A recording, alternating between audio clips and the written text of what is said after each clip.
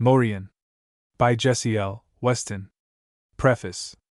The metrical romance of which the following pages offer a prose translation is contained in the medieval Dutch version of the Lancelot, where it occupies upwards of 5,000 lines, forming the conclusion of the first existing volume of that compilation.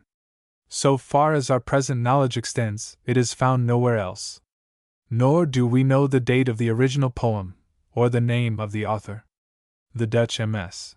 is of the commencement of the 14th century, and appears to represent a compilation similar to that with which Sir Thomas Malory has made us familiar, i.e., a condensed rendering of a number of Arthurian romances which in their original form were independent of each other. Thus, in the Dutch Lancelot we have not only the latter portion of the Lancelot proper, the quest, and the Mort Arthur, the ordinary component parts of the prose Lancelot in its most fully developed form, but also a portion of a Perceval romance, having for its basis a version near akin to, if not identical with, the poem of Chrétien de Troyes, and a group of episodic romances, some of considerable length, the majority of which have not yet been discovered elsewhere. Footnote cf. My Legend of Sir Lancelot du Lac, Grimm Library, Volume 12, Chapter 9, where a brief summary of the contents of the Dutch Lancelot is given. Unfortunately, the first volume of this compilation, which was originally in 4 parts, has been lost. Consequently, we are without any of the indications, so often to be found in the opening lines of similar compositions, as to the personality of the compiler, or the material at his disposal.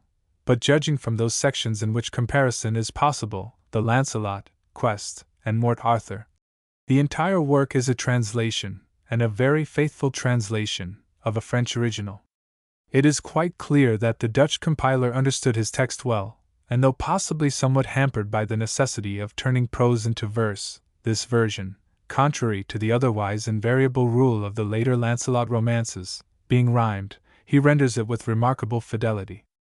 The natural inference, and that drawn by M. Gaston Paris, who, so far, appears to be the only scholar who has seriously occupied himself with this interesting version, is that those episodic romances, of which we possess no other copy, are also derived from a French source. Most probably, so far as these shorter romances are concerned, the originals would be metrical, not prose versions, as in the case of the Lancelot sections. It is true that with regard to the romance here translated, Morien, the Dutch scholars responsible for the 2 editions in which it has appeared, MM. Jonkbloot and T. Winkel, the former the editor of the whole compilation, the latter of this section only, are both inclined to regard the poem as an original Dutch composition, but M. Gaston Paris, in his summary of the romance, Histoire littéraire, Volume 30, page 247, rejects this theory as based on inadequate grounds. It must be admitted that an original Arthurian romance of the 12th or 13th century, when at latest such a poem would be written, in a language other than French, is so far unknown to us, and although as a matter of fact the central motif of the poem, the representation of a Moor as near akin to the Grail winner, Sir Perceval, has not been preserved in any known French text. While it does exist in a famous German version, I for one find no difficulty in believing that the tradition existed in French, and that the original version of our poem was a metrical romance in that tongue. So far as the story of Morien is concerned, the form is probably later than the tradition it embodies. In its present shape it is certainly posterior to the appearance of the Galahad quest, to which it contains several direct references. Such are the hermit's allusion to the predicted circumstances of his death, which are related in full in the quest, the prophecy that Perceval shall aid in the winning of the Holy Grail, a quest of which in the earlier version he is sole achiever, and the explicit statements of the closing lines as to Galahad's arrival at court, his filling the siege perilous, and achieving the adventures of the Round Table. As the romance now stands, it is an introduction to the quest, with which Volume 3, Volume 2, of the extant version of the Dutch Lancelot opens. But the opening lines of the present version show clearly that in one important point, at least, the story has undergone a radical modification. Was it the Dutch translator or his source who substituted Aglovale, Perceval's brother, for the tradition which made Perceval himself the father of the hero? M. Gaston Paris takes the former view, but I am inclined to think that the alteration was already in the French source. The Grail of Sir Glovel's vision is the Grail of Castle Corbenic and the Quest, unless we are to consider this vision as the addition of the Dutch compiler, who, when we are in a position to test his work, does not interpolate such additions. We must, I think, admit that the romance in the form in which it reached him was already at a stage in which Perceval could not, without violence to the then existing conception of his character, be considered as the father, or the brother, of Morien. To reconstruct the original story, it would be necessary not merely to eliminate all mention of a Glovel, as suggested by M. Gaston Paris, but the Grail references would also require modification. As it stands, the poem is a curious mixture of conflicting traditions. In this connection, it appears to me that the evidence of the Parzival is of primary importance. The circumstances attending the birth of Fireflies are exactly parallel with those of Morien. In both a Christian knight wins the love of a Moorish princess. In both he leaves her before the birth of her son, in the one case with a direct, in the other with a conditional, promise to return, which promise is in either instance kept. In both the lad, when grown to manhood, sets out to seek his father. In both he apparently makes a practice of fighting with every one whom he meets. In the one version he is brother, in the other son or nephew, to Perceval. The points of difference are that whereas Morien is black all over, save his teeth, Fireflies is party-colored, black and white, a curious conception, which seems to point to an earlier stage of thought. Morien is a Christian, Fireflies a heathen, the more probable version. It is easy to understand why the hero ceased to be considered Perceval's son. The opening lines of the poem describe the situation perfectly. But I do not think it has been sufficiently realized that precisely the same causes which would operate to the suppression of this relationship would equally operate to the suppression of that of the Parzival. Perceval, the virgin winner of the Grail, could not have a liaison with a Moorish princess, but neither could Perceval's father, the direct descendant of Joseph of Arimathea, and hereditary holder of the Grail. The early history of that talisman, as related by Robert de Borin, once generally accepted, the relationship of brother was as impossible as that of son. It seems clear that if a genuine tradition of a more as near kinsman to Perceval really existed, and I see no reason to doubt that it did, it must have belonged to the Perceval story prior to the development of the Grail tradition, e.g., to such a stage as that hinted at by the chessboard adventure of the Didat, Perceval and Gautier's poem, when the hero was as ready to take advantage of his bonds fortunes as other heroes of popular folk tales. Further, judging from these stories, it would seem probable that the requisite modification began with the earlier generation, i.e., Perceval himself still retaining traces of his secular and folktale origin, while his father and mother have already been brought under the influence of the ecclesiasticized Grail tradition. That this would be the case appears only probable when we recall the vague and conflicting traditions as to the hero's parentage. It was Perceval himself, and not his father or his mother, who was the important factor in the tale. Hence the change in his character was a matter of gradual evolution. Thus I am of opinion that the Moor as Perceval's brother is likely to be an earlier conception than the Moor as Perceval's son.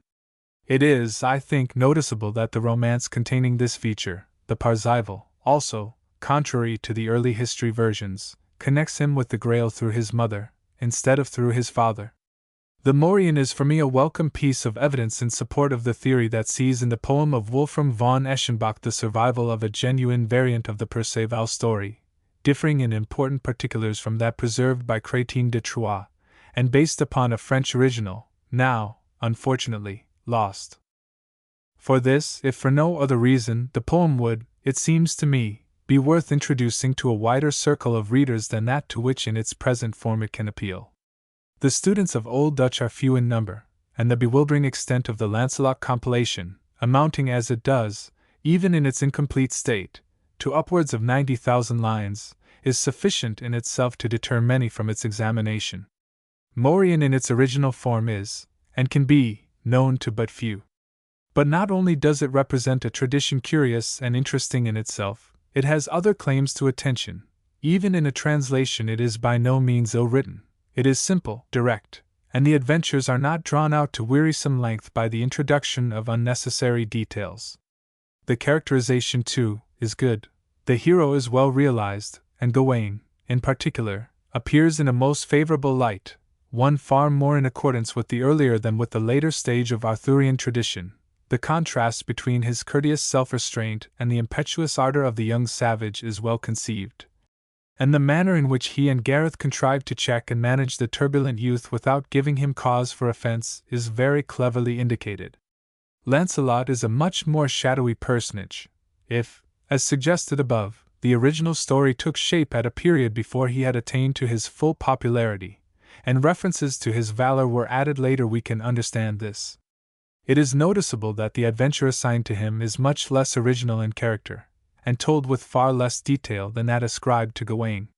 The romance as we have it presents, as remarked before, a curious mixture of earlier and later elements. None of the adventures it relates are preserved in any English text.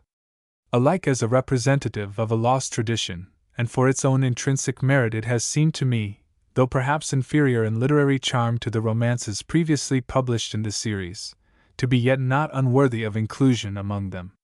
Bournemouth, July 1901. Morien. Herein doth the adventure tell of a knight who was named Morien.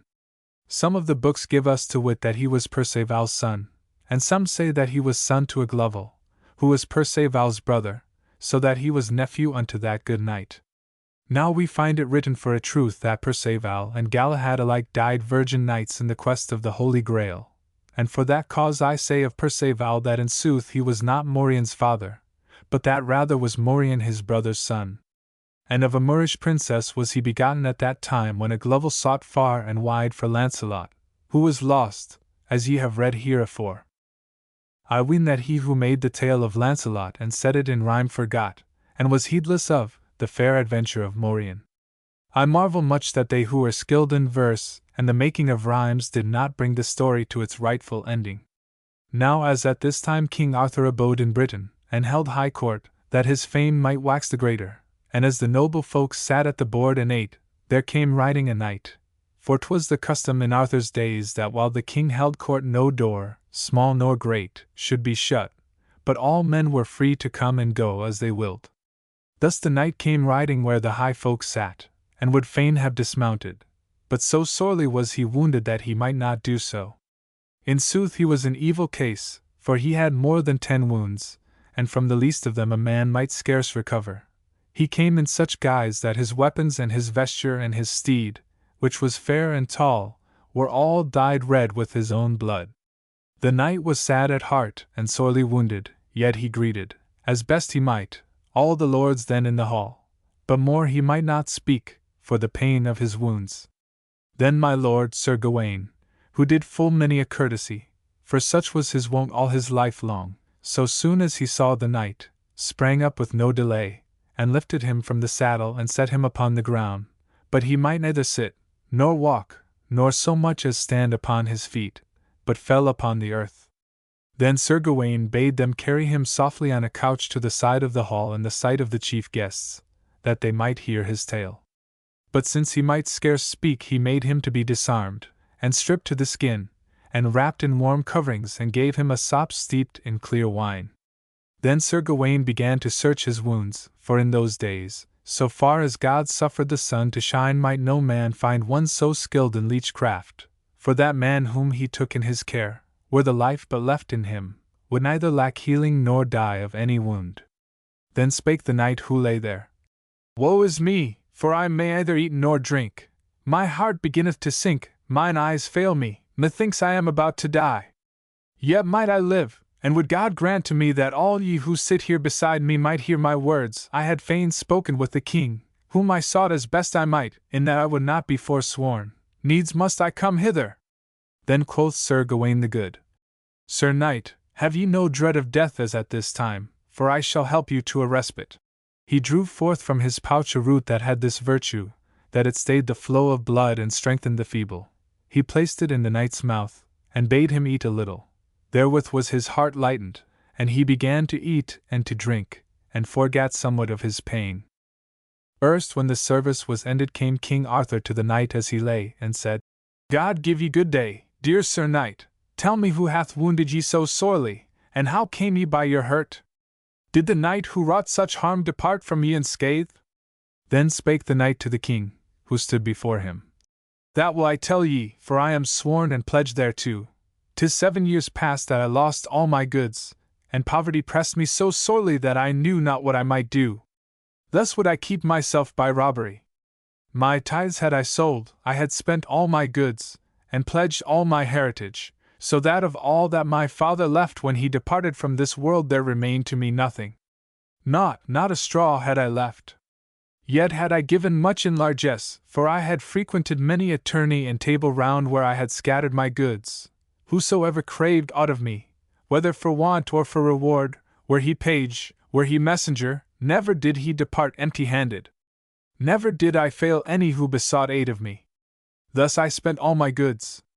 Then must I fare through the land, and did I meet folk, though at first I shamed me, whomsoever I met, whether pilgrim or merchant, did he bear goods or money with him, so did I deal with him that I won it for myself. But little might escape me. I have done many an evil deed. Now is it 3 days past since, as I fared on my way, a knight met me, and I deemed his steed so good that I coveted it above all things. But when I laid hands upon the bridle and bade the knight dismount, then was he ready with his sword and repaid me with such a blow that I forgot who I was and all that had befallen me. So fierce was the stroke he dealt me.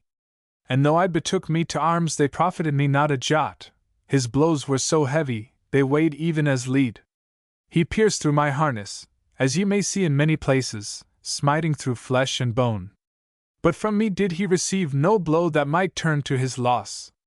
Therefore must I yield myself to him, and swear by my troth, would I save my life, to come hither to ye as swiftly as I might, and delay no whit, but yield me your prisoner. And this have I now done, and I yield myself to your grace, Sir King, avowing my misdeeds that I have wrought in this world, whether in thought or deed. Then quoth the king, Wit ye well who he was, and how he was hight, who sent ye hither? Of what fashion was his steed, and what tokens did he bear? And the knight answered, Of that ye would ask me may I tell ye naught, save only that the knight's steed and armor were red as blood, and he seemed to me of Wales by his speech, and by all I might discern of him. Thereto is he of such might that I ween his equal may scarce be found in Christendom. That may I also say in truth, since such ill chance befell me that I met with him, when my intent was evil, and not good.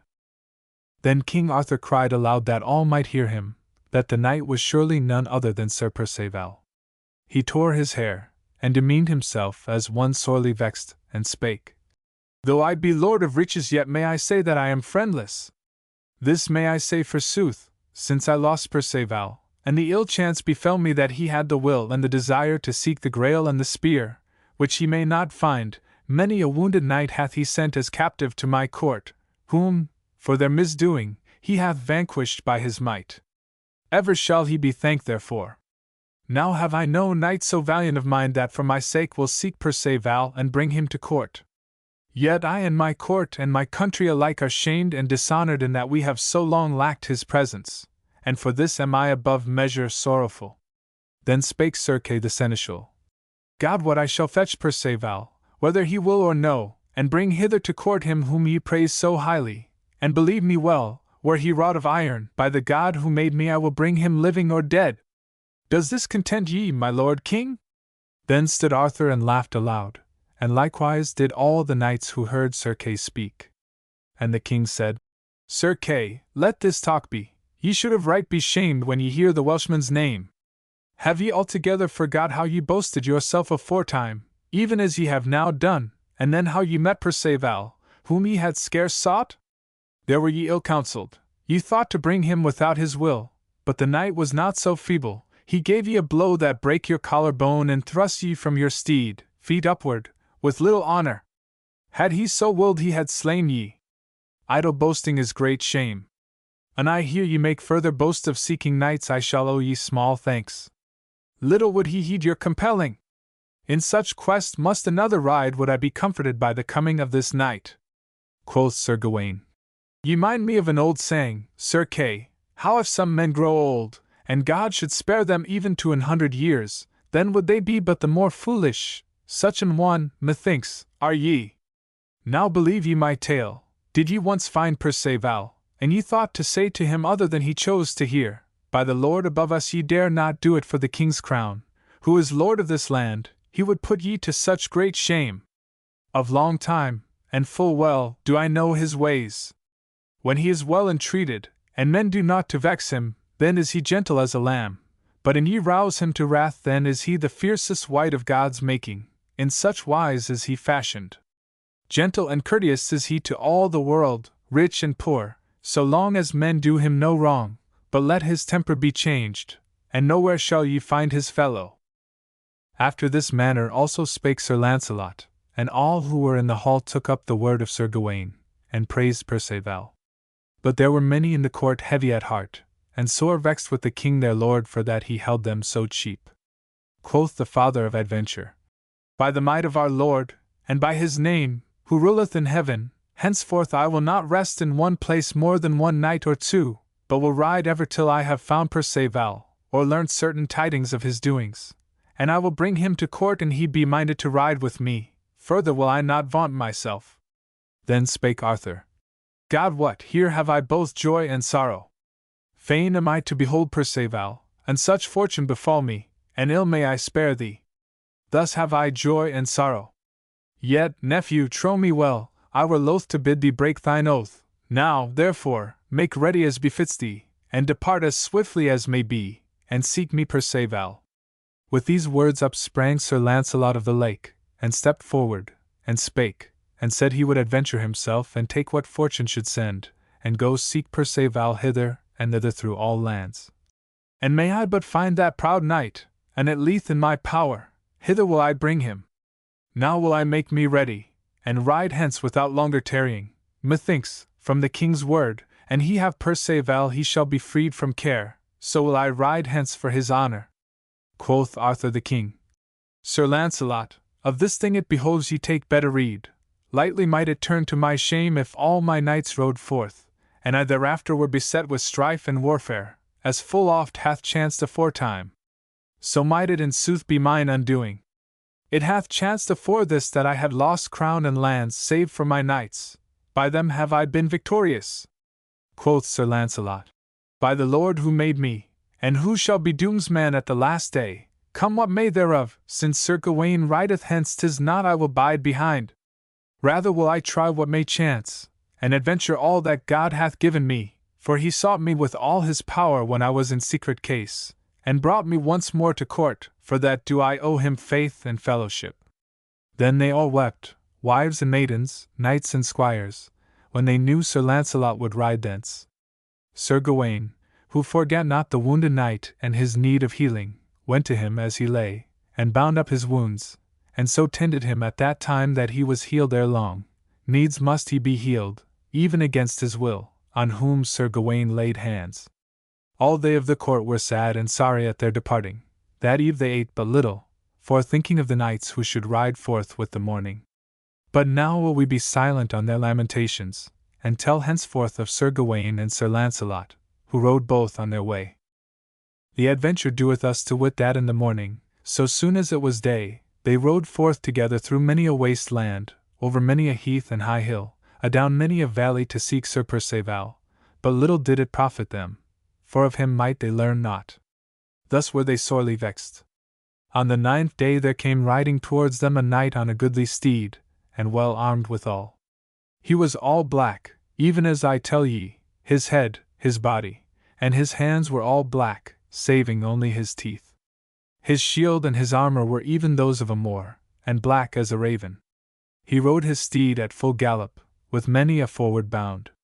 When he beheld the knights, and drew nigh to them, and the one had greeted the other, he cried aloud to Sir Launcelot, Knight, now give me to wit of one thing which I desire, or guard ye against my spear.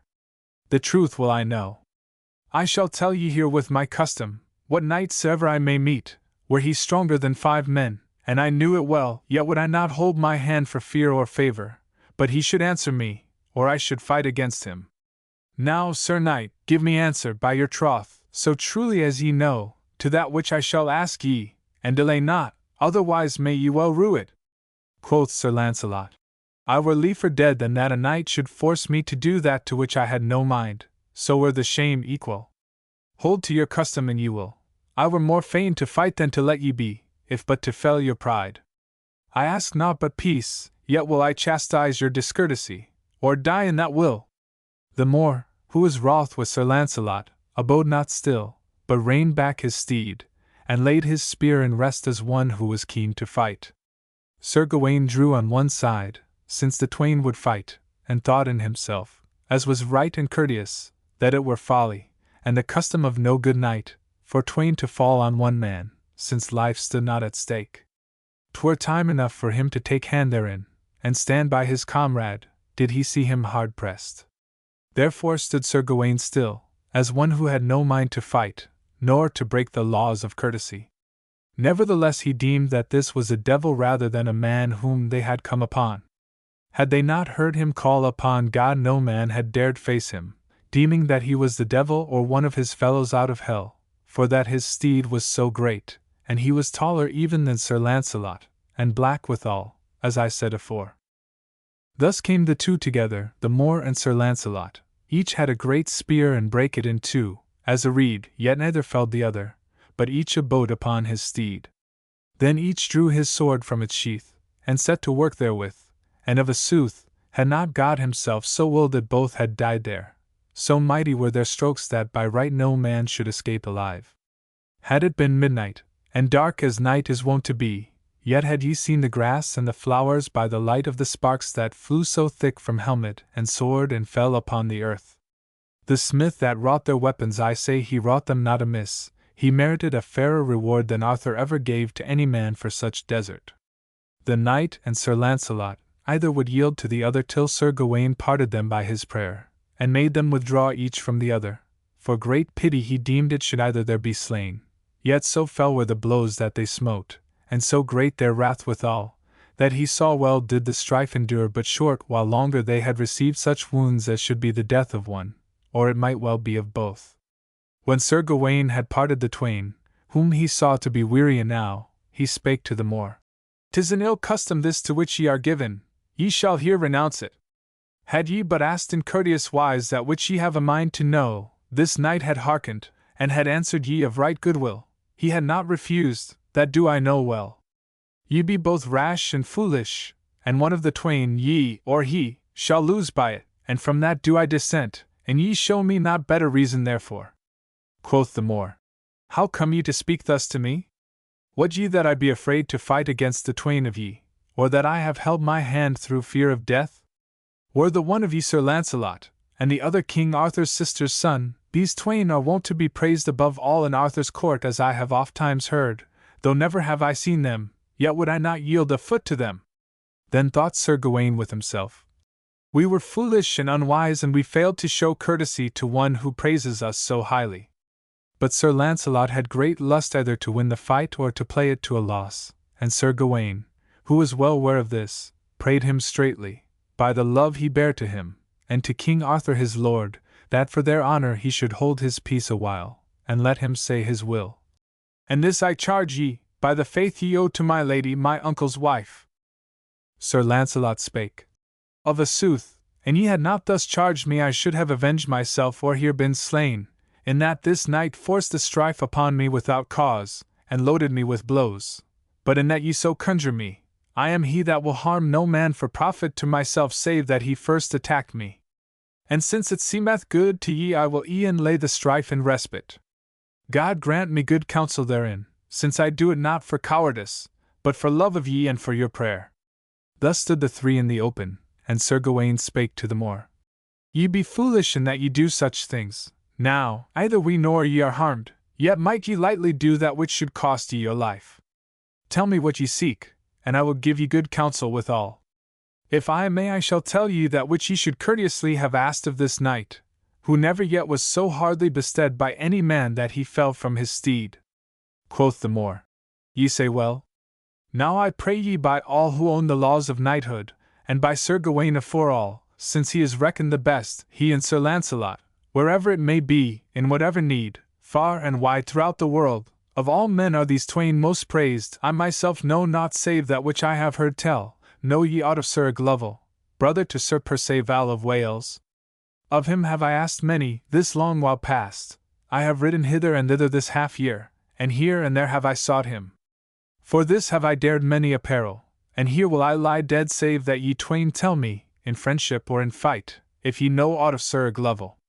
Now have we had enow of this talk, 'tis full time ye answer, or we take up our strife once again, and see the which of us hath the sooner his full. Sir Gawain hearkened, and smiled at the Black Knight's speech, and spake soothfastly.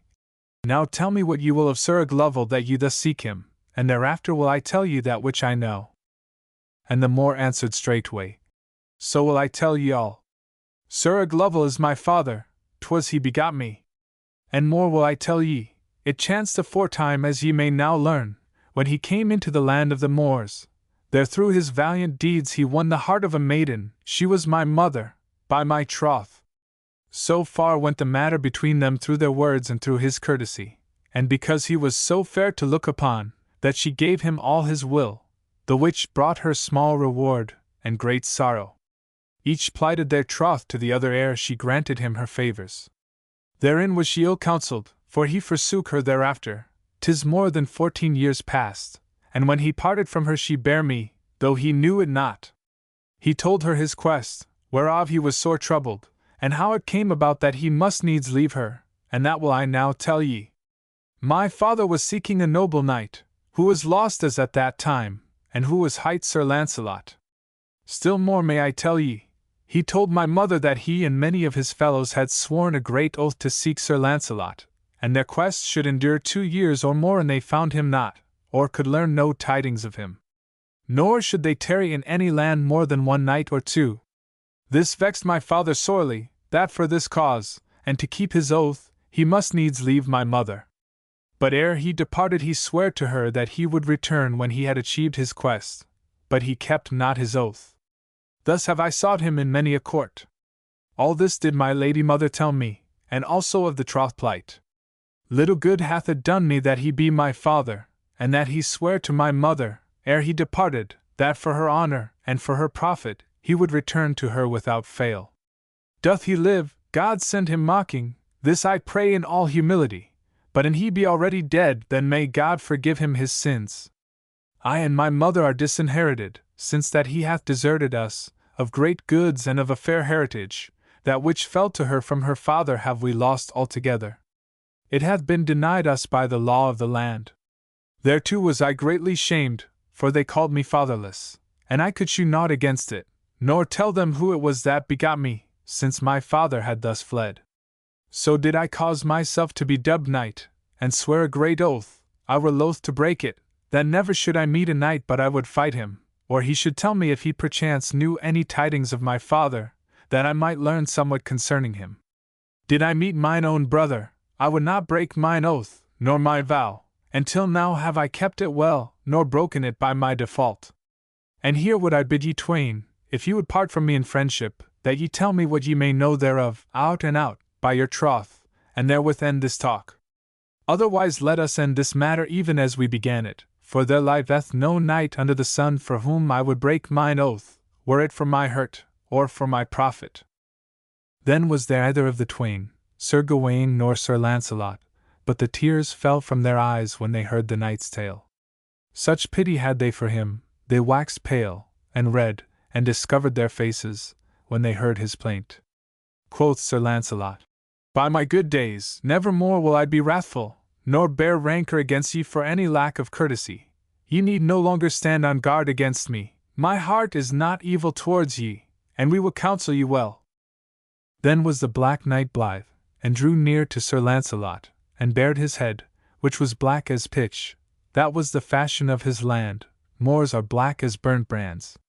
But in all that men would praise in a knight was he fair, after his kind. Though he were black, what was he the worse? In him was naught unsightly. He was taller by 1/2 a foot than any knight who stood beside him, and as yet was he scarce more than a child. It pleased him so well when he heard them speak thus of Sir Glovel that he knelt him straightway on the earth. But Sir Gawain raised him up, and told him their tidings, how they were but as messengers, and belonged to the court of King Arthur, which was of high renown, and that they rode at that time seeking Sir Perceval and Sir Glovel, since the king desired them both. And his mind is to see and speak with them, may we by any means persuade those noble knights we shall return straightway to the king's court, and it be so that they will ride with us. Further will we not vaunt ourselves, 'tis of our good will, and their pleasure, thereby shall the king be the more honored. They belong to the Round Table, and have done so of long time, both are of the king's court, and knights of high renown. Now and ye will work wisely, and shun your own harm, ye will mount, and ride to King Arthur's court, and delay not. I hope in God that Sir Lovel shall come thither within short space, or that ye shall hear tidings of him, for there come full oft tidings from afar. Go ye to court without tarrying, the king will receive ye well. Tell him, and give him to wit who ye be, and whence ye come, and the quest upon which ye ride.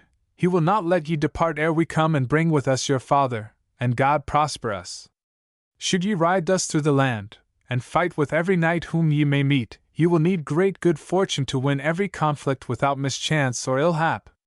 They who will be ever fighting, and ne'er avoid a combat, and they hold such custom for long, though at whiles they escape, yet shall they find their master, who will perforce change their mood. Now, Sir Knight, do our bidding, for your own honour's sake, and ride ye to court, grant us this grace, for ere ye have abode long time there I hope that ye shall behold your father or receive tidings of him. But till that time abide ye at the court, there shall ye be well at ease in many ways. Now promise us this, we shall seek your father, and may we find him, and God give us honour in our quest, then will we return as swiftly as may be, and rejoice ye and the king. When the Moor heard these words he laughed with heart and mouth, his teeth were white as chalk, otherwise was he altogether black, and he spake. God our Father reward ye, noble knights, for the good will and the honour ye have done me, and also for the great comfort wherewith ye have lightened mine heart that long hath been all too heavy. And my steed fail me not, I shall ride whither ye bid me to this king whom ye praise so highly.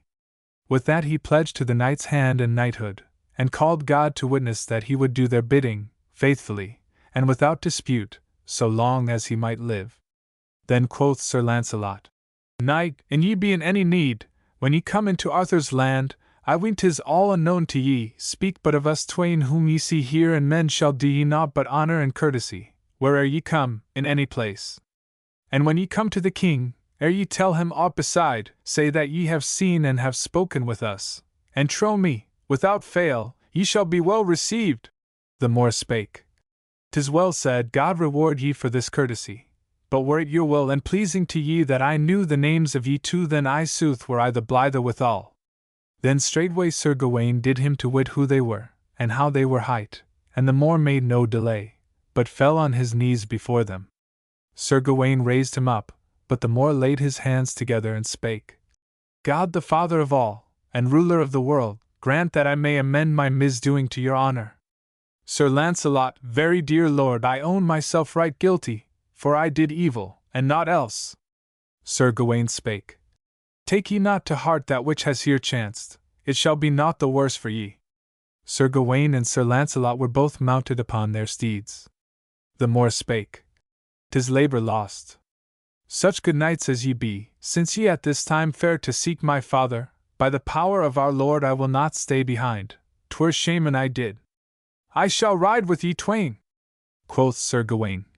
Then must ye lay aside all outrageousness, and ride peaceably on your way, and whatever knight shall meet ye, and greet ye courteously, him shall ye greet and let pass on his way without strife or contention, and be his friend, and he hath done ye no wrong. This do I counsel ye straitly. But he that is fierce and fell towards ye or towards another, on him shall ye prove your prowess, and humble his pride if ye may. And honour all women, and keep them from shame, first and last, as best ye may. Be courteous and of gentle bearing to all ye meet who be well mannered toward ye, and he who hath no love for virtue against him spare either sword, nor spear, nor shield. The Moor spake. Since that ye will it so, I will at your bidding forbear, otherwise might I rue it. May God be gracious to me. So rode they all three together till they came to a parting of the ways where stood a fair cross, and thereon letters red as blood. Sir Gawain was learned in clerkly lore, he read the letters wherein was writ that here was the border of Arthur's land, and let any man who came to the cross, and who bare the name of knight, bethink him well, since he might not ride far without strife and conflict, and the finding of such adventures as might lightly turn to his harm, or even to his death, the land was of such customs. This did Sir Gawain tell to the twain. Then they saw, by the parting of the ways, a hermit's cell, fairly builded, and the knights bethought them that they would turn them thither that they might hear and see, and know what the words boded. There saw they the hermit, who seemed to them a right good man, and they dismounted at his little window, and asked his tidings, if perchance a knight in red armor had passed that way? And the good man answered and said 'twas but the other day, afore noon, that he had seen two knights who were wondrous like unto each other. Of a truth it seemed to me, by their features and by their gestures, that they should be brothers. Their steeds seemed beyond measure weary. They came that selfsame road that cometh from that land that men here call Britain. They were both in seeming men of might, and the one had steed and armor that were even red as blood. They dismounted, both of them, at the foot of that cross ye see there. There many a judgment is given. There did a knight lose his life, he and his wife with him. Well did they deserve that their memory should be held in honor by the friends of our Lord, for they made a right good ending. They had sought the shrine of a saint, with them they had money and steeds, beside other goods, as befitted folk of high degree. Here did they fall in with a company of robbers, who slew the good knight, and took his steed and his money, and all that he had. Of this was his wife so sorrowful that for grief and woe her heart brake, and so did they die here, the twain of them, even at the cross roads, where ye see the fair cross, where now many a judgment is spoken. 'Twas made through the knight's will. Hither come folks stripped and barefoot, doing penance for their sins, and they who pass a horse or a foot have here had many a prayer granted. The knights of whom ye asked did there their orisons, as well became them, but I may not tell you whither they went at their departing. In sooth I know not, for I said my prayers here within and forgat them. But they were tall and strong, and the one wore red armor, and the other bare the badge of King Arthur. Then were the knights sorely grieved, and kindled as a coal for sorrow, in that they might not know, by any craft, whitherward they rode. Then they asked the manner of the land, and whither led the roads which they saw before them. Then answered the good hermit, I will tell ye as best I may.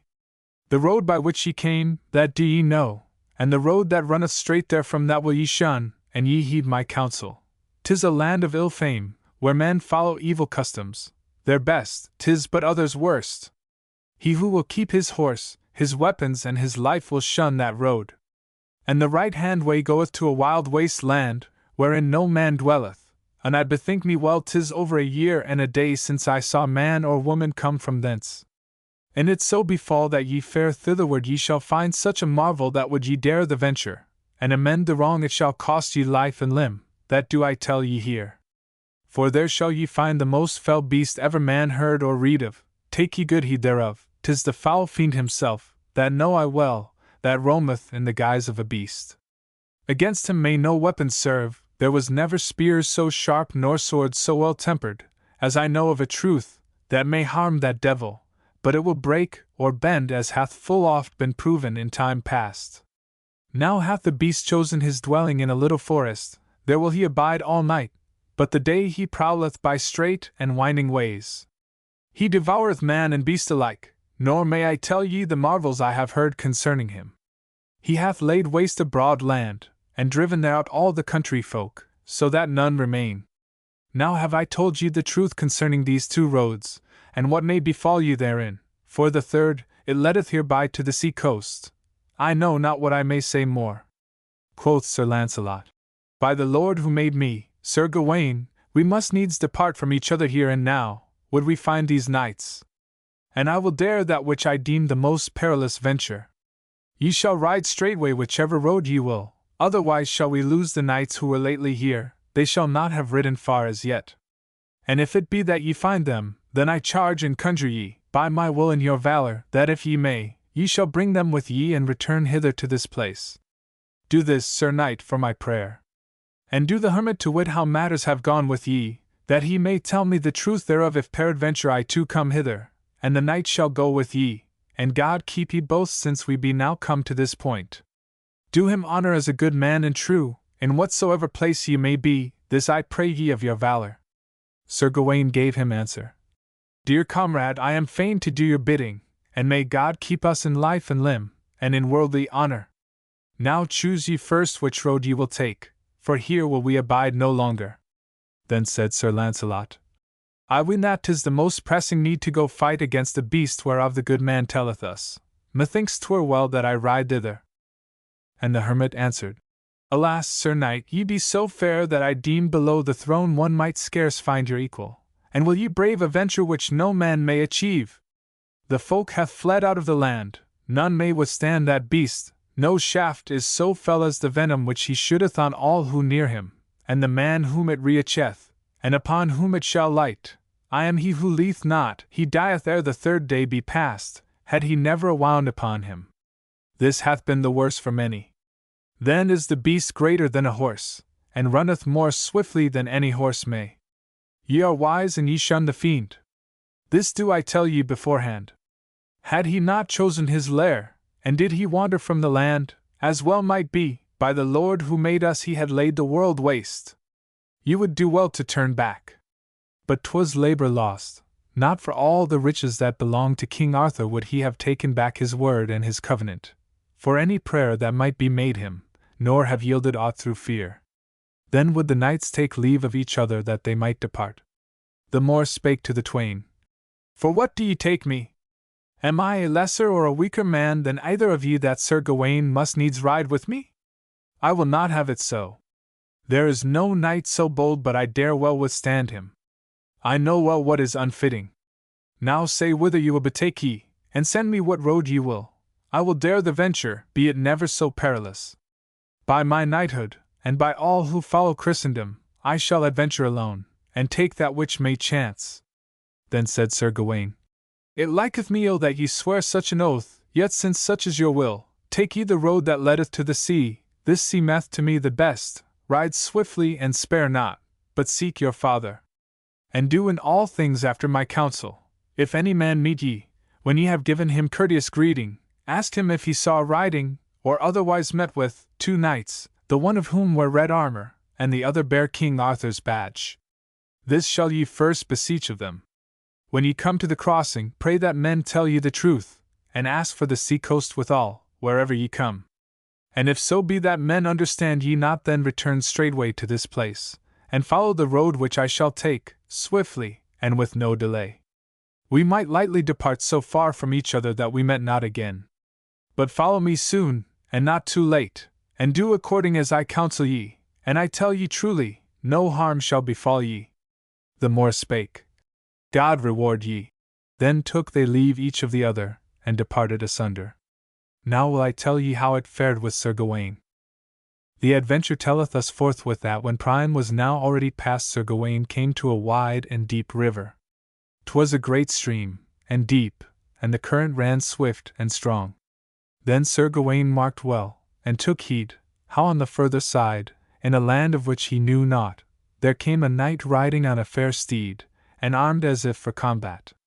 Before him he drave captive a maiden. Sir Gawain beheld how he smote her, many a time and oft, blow upon blow, with his fist that weighed heavily for the mailed gauntlet that he ware. Pain enough did he make her bear for that she desired not to ride with him. He smote her many a time and oft with his shield as he would revenge himself upon her in unseemly fashion. The maiden wore a robe of green silk, that was rent in many places. 'Twas the cruel knight had wrought the mischief. She rode a sorry hack, bare-backed, and her matchless hair, which was yellow as silk, hung even to the horse's croup, but in sooth she had lost well nigh the half thereof, which that fell knight had afore torn out. 'Twas past belief, the maiden's sorrow and shame, how she scarce might bear to be smitten by the cruel knight. She wept and wrung her hands. This Sir Gawain beheld, and he deemed 'twere shame, and he avenged not her wrong. He looked before and behind and saw no bridge, great or small, by which he might cross over, nor saw he living soul of whom he might ask. Then did he delay no longer, but turned his bridle, and set his horse toward the river bank. He struck his spurs sharply and sprang into the midst of the stream. The good steed breasted the current, swimming as best it might, and brought its master to the further side. 'Twas great marvel that they were not drowned, horse and man, for the river was deep, and the stream ran swiftly.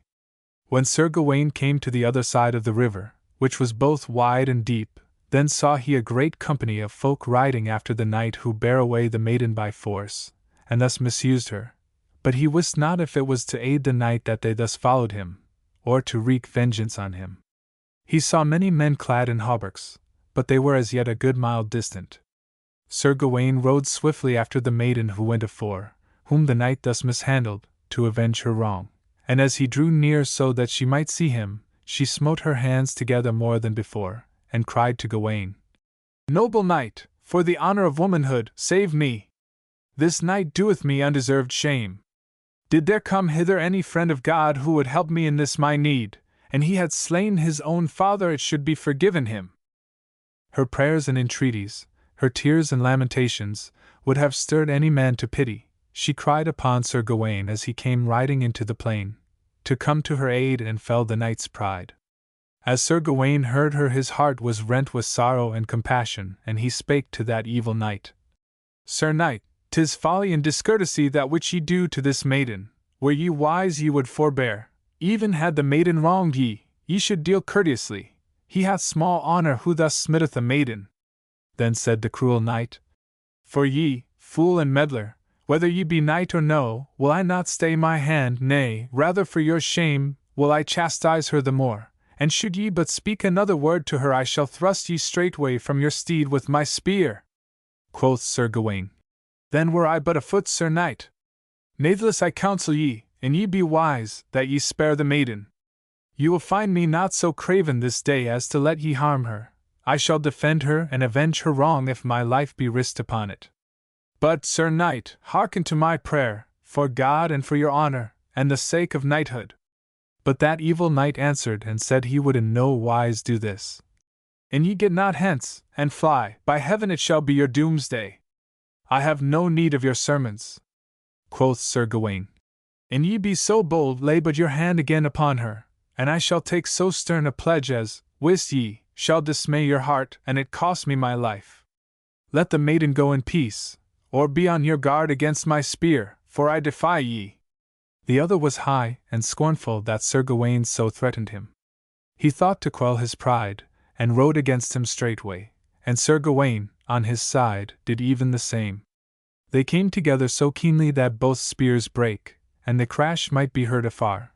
They came together so swiftly that the knight was thrust from his saddle, and fell to the ground, and he fell so heavily that he felt the smart in every limb, and lay in anguish from the fall, so stayed he prone upon the ground. Sir Gawain took the horse whereon the knight had ridden. He forgat not his courtesy, but gave it into the hand of the maiden, and drew forth his good sword. Therewith was the knight come to himself, and had taken his sword, and stood up as best he might. Evil was his thought, and he cried, "Vassal, how were ye so bold as to do me this hurt and this shame?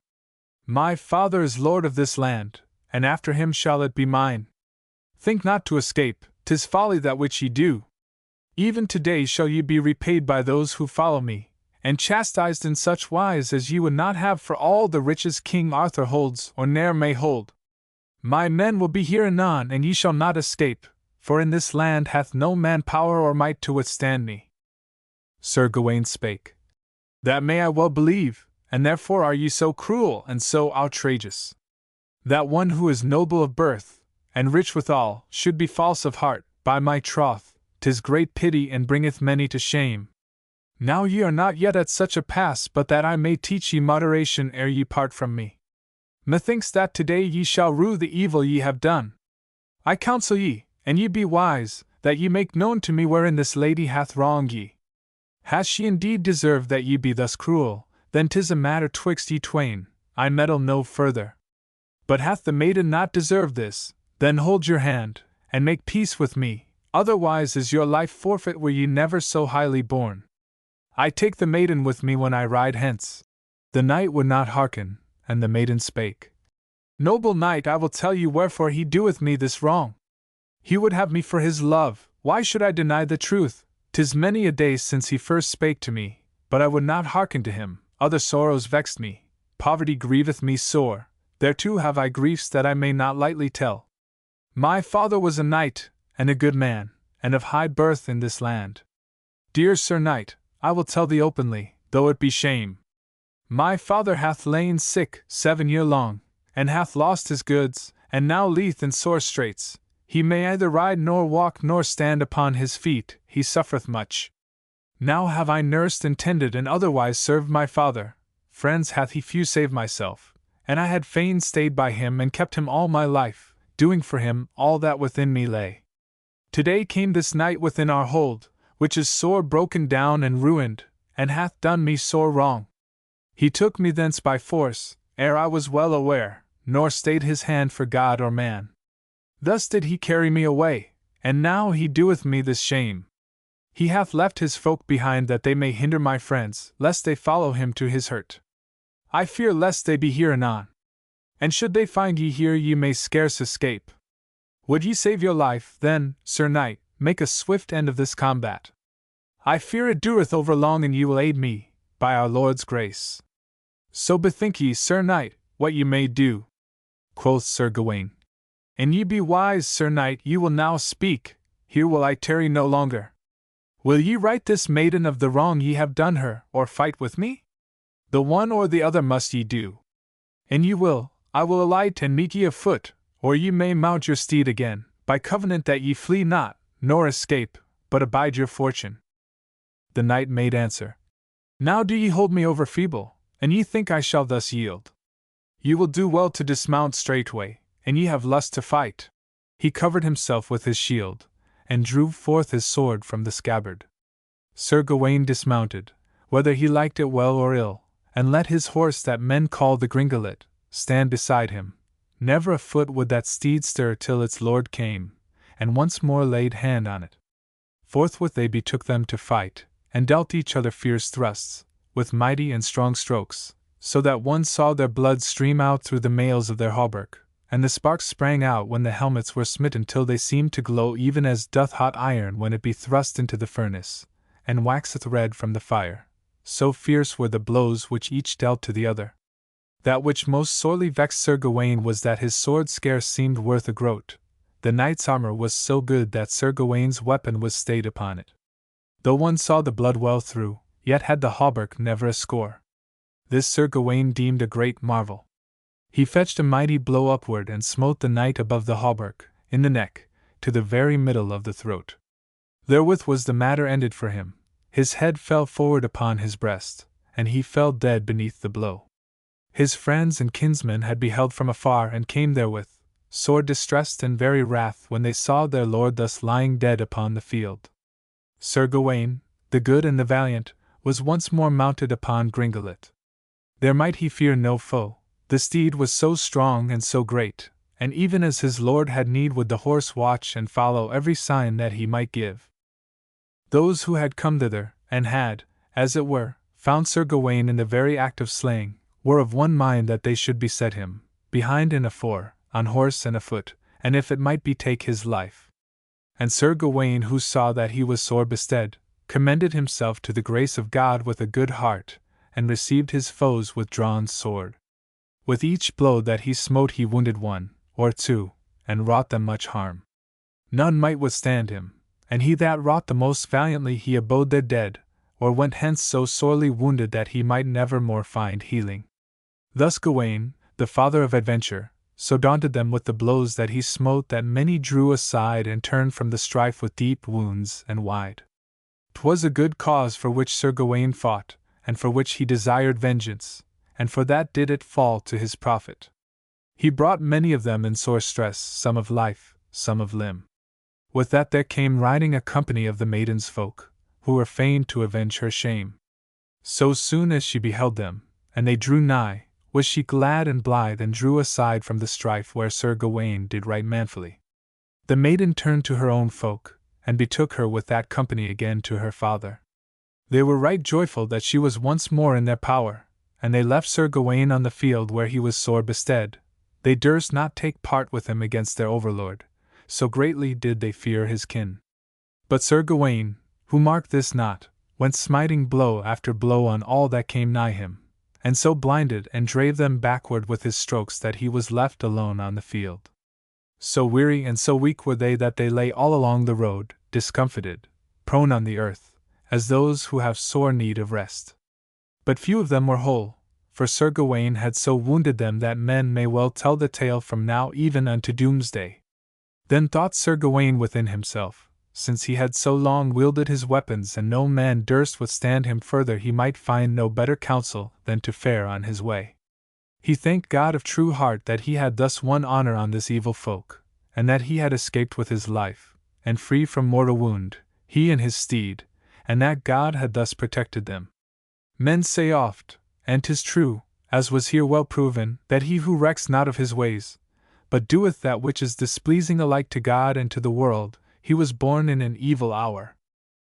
Now when Sir Gawain had won the fight, and God had shown him favor by granting him good knighthood and the discomfiting of his foes, the day was well past nones, and Sir Gawain, the bold, had neither eaten nor drunk, nor done aught save fight that day and receive great blows. He rode on his way sore perplexed and unknowing where he might seek for lodging. So long did he ride that he was where how it drew towards evening, and therewith did he behold a castle.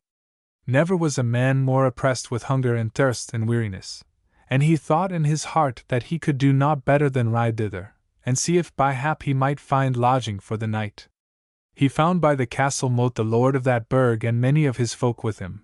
When he had dismounted on the turf he greeted them courteously, and the lord answered, "God reward ye," quoth Sir Gawain. "Were it your command, and your will and pleasure, right gladly would I abide here within this night. I know not otherwise how I may win shelter. I have ridden all this day, and have seen naught save wilderness and waste land, and there found I no man with whom I might abide the night." And the host spake, "So may good befall me in soul and body as I shall give to you in friendship, even to the uttermost, all that belongeth unto this even. Lodging will I give ye, and food, ham and venison. My lodging is ever free, and ne'er refused to any knight who would fain be my guest. He hath safe conduct, good and sure, against all whom he may meet in this land, were it against mine own son, whom I love above all who own the laws of knighthood. My safe conduct is so well assured that whosoever should wrong my guest it should cost him his life and all that he had he not more than good fortune. This on my knighthood and by the blessed Maid, Our Lady." But Sir Gawain, the father of adventure, who was wont to be received with honor, wist not that the knight whom he had slain was son to the lord of the castle. Now first shall ye hear of marvelous adventures whereof some be good and some evil. Sir Gawain had come to that point that he deemed he was well assured of shelter for the night, nor was he on guard against his heavy mischance. The host, who would do his guest all honor, took the knight by the hand, and led him through 3 portals into a fair hall where he was received with courteous words. They disarmed him straightway, and stabled his steed right well. The host bade them take in ward Sir Gawain's armor and his sword. Too far did they carry them. For that was he vexed and wrathful, and he would not it had so chanced for all his host's halls, were they of wroughten gold. For as they sat at table and ate and drank and had enow of all the earth might bear for the sustenance of man, and forgat thereby all sorrow, they heard sore wailing and lamentation, and the smiting together of hands, and knew not what it might mean. They heard folk who stood without the walls, at the master gate, who cried with loud voice, "Alas, alas! Undo and let us in!" Then Sir Gawain's mood was changed, and his heart forbade him that sorrow and mischief drew near. He changed color and grew red. The Lord gave command from within that they should ask what company stood without, and what tidings they'd bear. Then they sprang to the gate, and opened it, even as their Lord bade. Then came they in, who stood without, bearing a bier, and making so great cry and lamentation that men heard it far and near through the open doorways. So came they into the hall, a great company of folk, and cried with a loud voice to the lord of the castle, "Alas, master, here lieth dead the best knight that one might find in the wide world, even your dear son. There liveth not his like on earth, so strong, so bold, so skilled in valiant deeds." Then was all the burg aghast, and the host, the father of the knight who lay dead upon the bier, felt his heart die within him. Scarce might he find words, and he cried, "Who hath robbed him of life, mine own dear son, whom I loved above all the world? How came he by his death? I fear me 'twas by his own deed, for well I know that he was fierce of heart, and spared neither foe nor friend." I fear lest he have merited his death. Now do I conjure ye all here present, by God, our righteous Father, so spake the lord of the castle, that ye speak, and make known to me the whole truth. Fain would I hear how he came by his death, my dear son, who lieth here, and for whom my heart doth sorely grieve. Then said they all who brought the dead man thither, that forsooth 'twas a stranger knight who did this by his great valor. Though we saw it not with our eyes, yet may we well bear witness to the death of many of our folk, and others are so sorely wounded that they may never more be healed. Man may scarce tell all the mischief wrought by that stranger knight who slew your son, the best knight on earth, nor may we tell who he might be. But Sir Gawain, who was there within, and knew well that he was guilty, saw that he might scarce escape either by will or by valor, since he had laid aside his weapons and stood all unarmed in his robes. Thereof was he grieved at heart. As they stood and spake thus, sudden they saw the blood of the knight who lay there dead, and which afore was stanched, leap forth afresh, and run crimson down the hall. With this were they ware of Sir Gawain, their lord's guest, and all they who were there present said, the one taking up the tale of the other, that forsooth he who had slain the knight was within that hall, as might be seen of men, for the blood had ceased to flow a little after midday, nor had any man seen the wounds bleed since. Now was it open and manifest to all that he was there who had done the deed. Herein were they all of one mind who were there present, and they drew together and looked upon Sir Gawain the father of adventure, with fierce and cruel eyes. Sir Gawain saw many an unfriendly countenance turned towards him. They straitly prayed their lord that he would make the knight known to them, how he came thither, who he was, whence he came, and whither he went, and what might be his name. Then spake the host. He is my guest, and he hath my safe conduct good and fast, the while he is within, and be ye sure of this, that if any wrong him by word or deed, he shall rue it in such wise that it shall cost him goods and life. Nor will I change for prayer of man or woman. My surety that I will hold to every guest standeth so fast that no word I have spoken shall be broken with my knowledge or my will. Have patience and hold ye still, on peril of your lives and goods. I know so good counsel withal that I may speedily beware of him who hath wrought this deed. Then he called together his folk to one side of the hall, and said that his oath and his safe conduct might in no wise be broken, for his son were thereby but ill avenged, valiant knight though he was. He might well rue it if he slew his guest, for thereof should he have great shame wherever men told the tale. I shall avenge him more discreetly, if I be well assured of the truth that my guest hath indeed wrought this murder and this great outrage. He spake further to his folk. Now do ye all my bidding. Ye shall abide here within this hall, no man shall follow me afoot, but do ye even as I command. I will lead my guest without, and ye shall close the door behind us.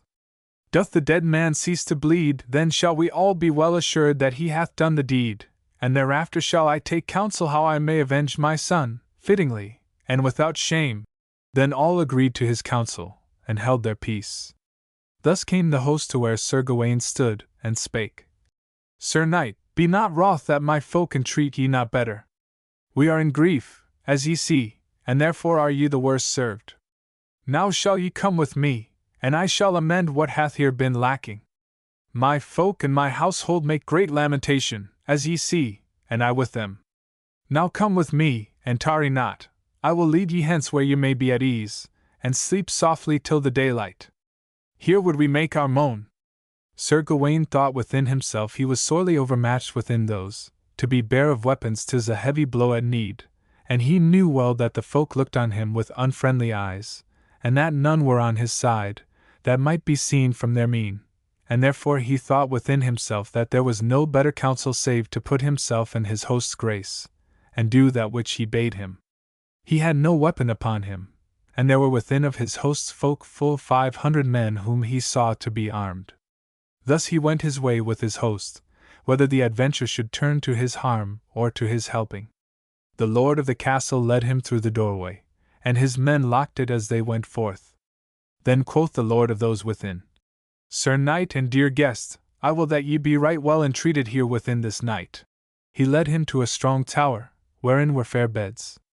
He bade them bear tapers before them, and all that he knew or could in any wise deem needful for Sir Gawain, his guest. The host, sorely mourning, bade them pour out clear wine, and make ready a fair couch whereon he might sleep even as he had the will thereto. He left with him squires enow, and turned him again to the castle. Then did they bear the dead man from where he lay, his wounds were stanched, and bled no whit. Then said all who saw it booted not to seek another man, they were well assured 'twas their guest had slain him. The word ran through the hall, and the host turned him again to where he had left his guest, as if he marked naught.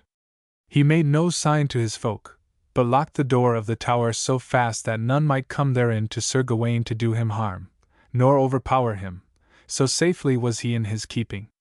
Also, I tell ye, he himself kept the keys of the strong tower wherein he had locked his guest. He would bethink him what 'twere best to do ere he let him be slain or maimed, thus did he hold him within his fortress. What might Sir Gawain do? He must even abide his fate. He had come thither as guest, and now was he locked in a strong tower, within many doors, and in a strange place withal. He was bare of arms, and had he revealed himself and demanded his weapons they had scarce given them to him. Rather had they slain him, and drawn blood guiltiness upon themselves had not God protected him. Thus was Sir Gawain a captive, and knew not what he might do. Twixt constraint and ill fortune the night seemed to him overlong. Though he feared him no whit, yet he deemed his end was come. He knew well that the folk were evil disposed and bare malice and rancor towards him for the sake of the dead man who lay there, in that they had seen his wounds bleed afresh, and had thereby known his slayer. Thus was his heart sorely troubled. Now leave we speaking of Sir Gawain. The host was within the hall, with his folk until daylight. With sorrow and lamentation did they pass the night, bemoaning their bitter loss. For though the knight had well deserved his death, yet had he there many friends who lamented the loss that they had thereby suffered. They were loath to own that he was evil and cruel of heart.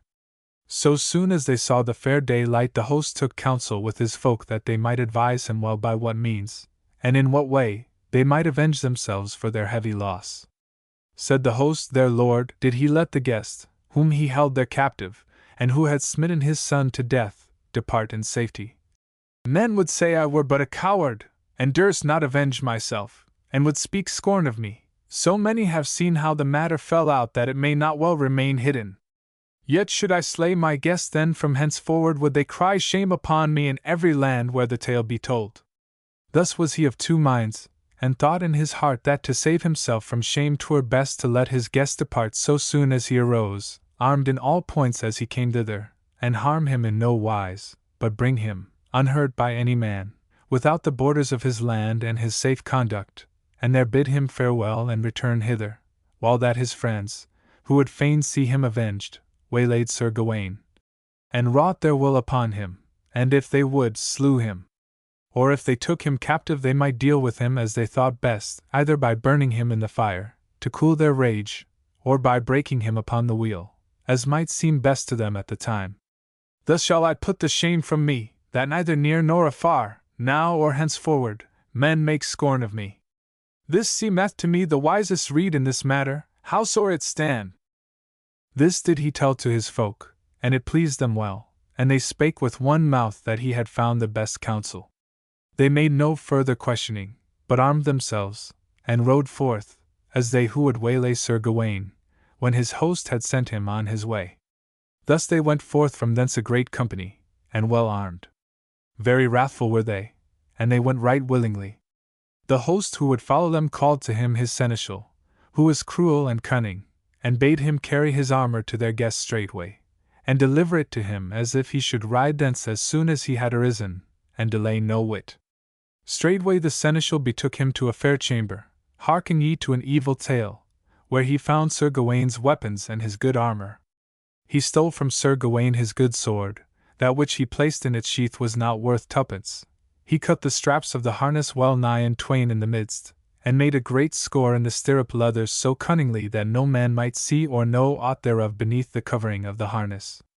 And the saddle girths did the traitor so handle that Sir Gawain was sore grieved therefore ere he had ridden a mile. He would not that it had so chanced for all King Arthur's kingdom. That shall ye hear anon. When the seneschal who had wrought this treason had brought Sir Gawain's weapons and his horse that had been well cared for that night, They deemed it should be theirs ere long. 'Twas a strong steed and well standing, and since they thought to have their pleasure of it, they gave it provender. And now the host bade them undo the door, and hold Sir Gawaine's steed there without. The harness was in place, whereof I have told ye that it was so traitorously handled. Then came forth the knight, who had arisen, and clad himself in fair robes, and descended the stairway. Little thought had he of the treason which in short while befell him. The seneschal held in his hand the false sword, well hidden in its sheath, and the while Sir Gawaine made him ready did he gird it at his side, for that was the night thereafter unblithe. The while they thus made ready came the lord of the castle to Sir Gawaine, and said, Ye are early astir, Sir Knight. How comes it that ye be thus hurried at this time? Scarce have ye slept, and arisen, ere ye would ride hence. Have ye heard mass, and broken your fast ere ye depart? Quoth Sir Gawaine, Dear mine host, I grieve that ye yet sorrow, so may God guard me and bring me to his grace when I die, as I truly mourn for your mischance. I will it were yet to do, quoth Sir Gawaine the bold. Though 'twere hard and painful to me, yet would I for 7 years long wear haircloth next my body, wherever I fared, for this that ye have received me so well.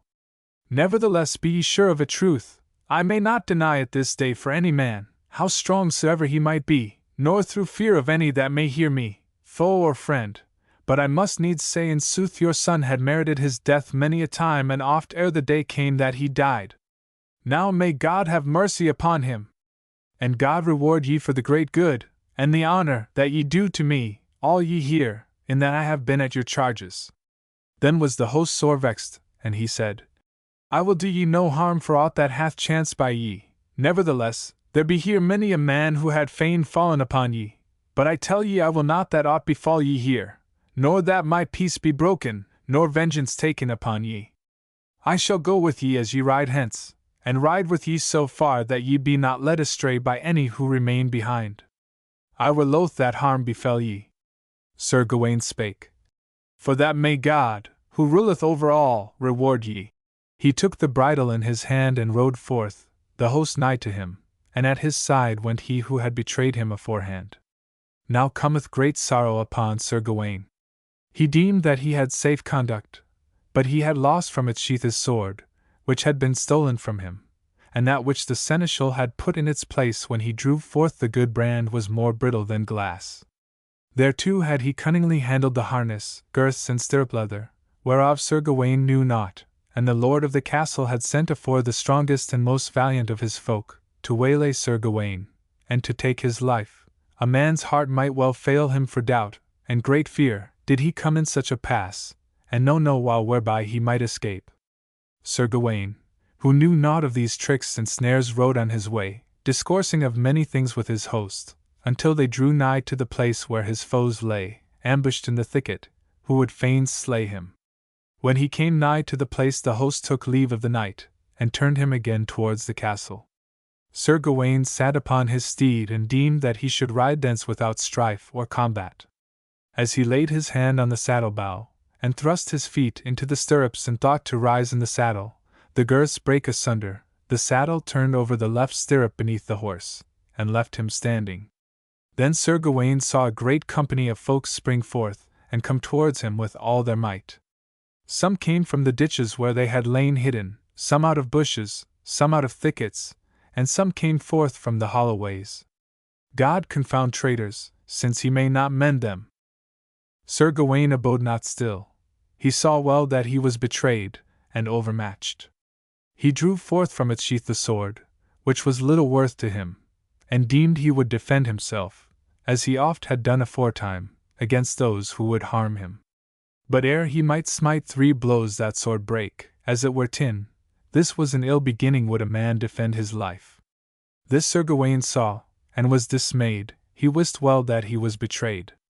They who would harm him came upon him from every side, a great company and fierce, all thirsting for his life. There was a great clash of swords.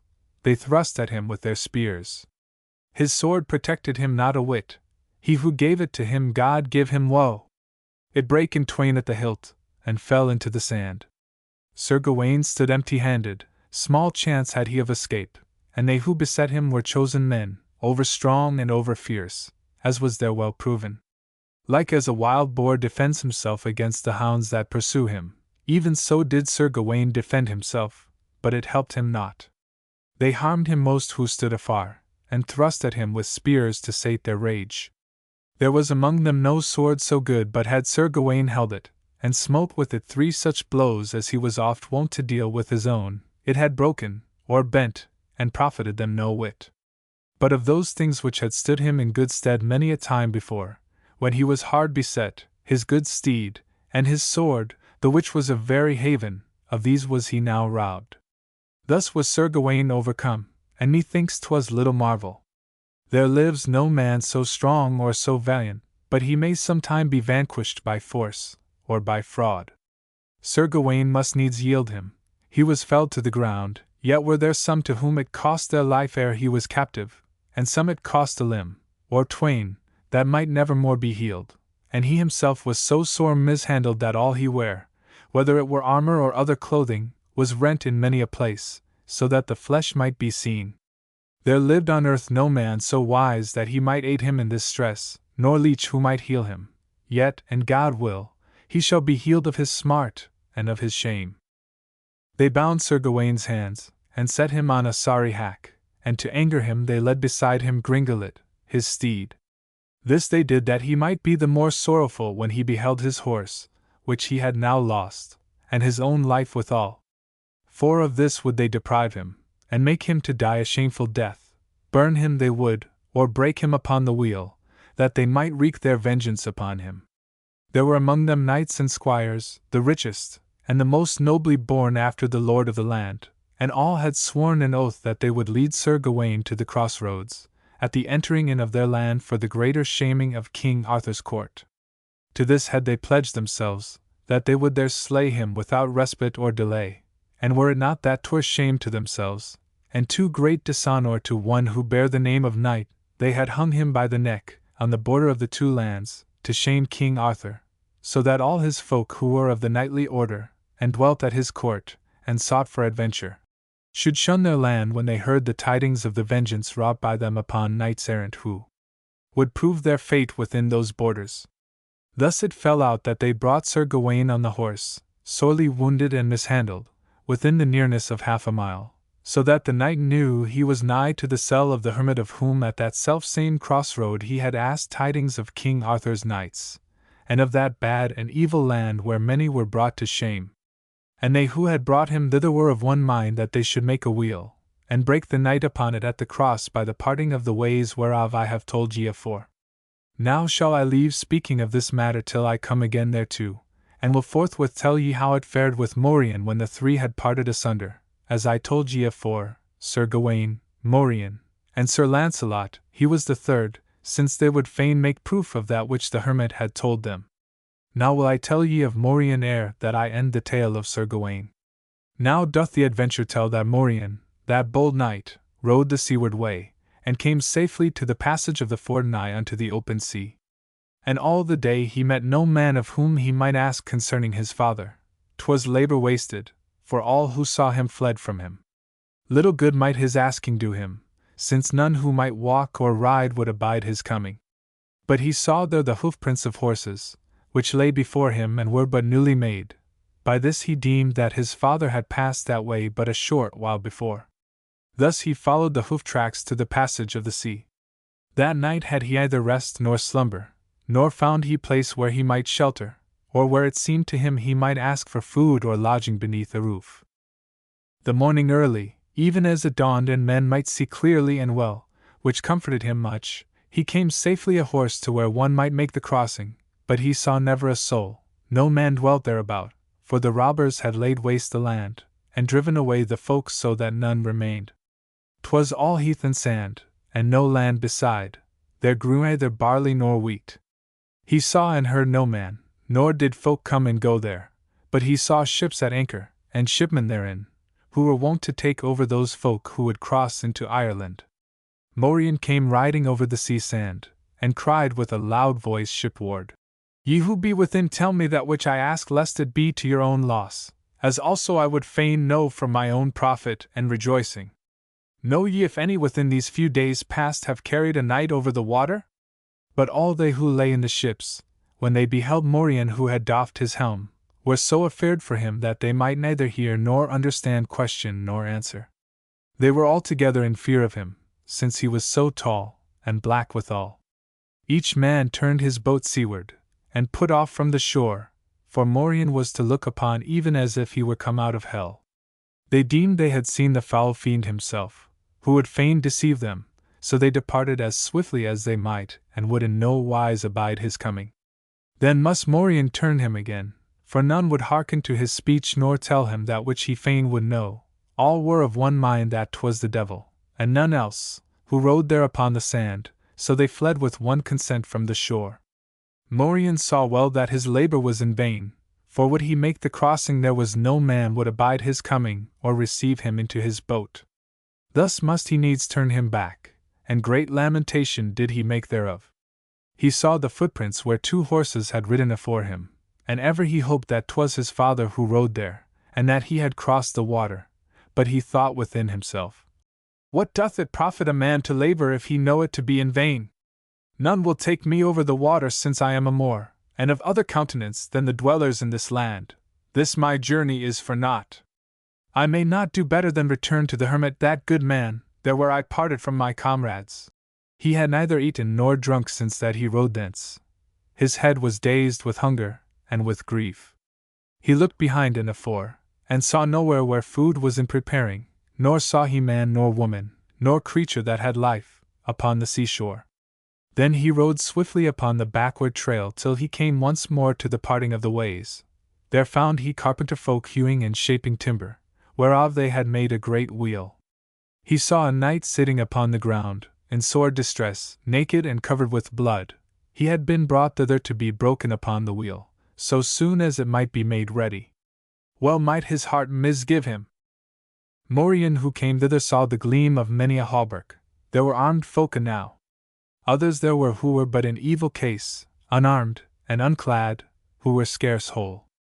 Their limbs were bandaged, some the arm, some the leg, some the head, and stained with blood. And Sir Gawain, who sat there sore mishandled, knew that well, and as Morien came nigh he cried, so that all might hear, "Dear my comrade, ye be welcome. God give me joy of your coming hither!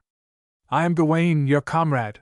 Little did I foresee this mischance when we parted, you and I, at this crossway.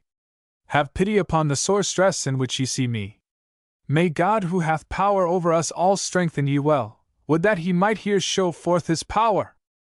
When Morien who was hard beset by them who stood there heard this, never might one hear in book or song that any man smote such fierce blows as he smote with the sword which he drew forth. Do what he might with that sword it suffered neither dint nor scar. He smote straight to the midward, nor was their harness so good that it might withstand him.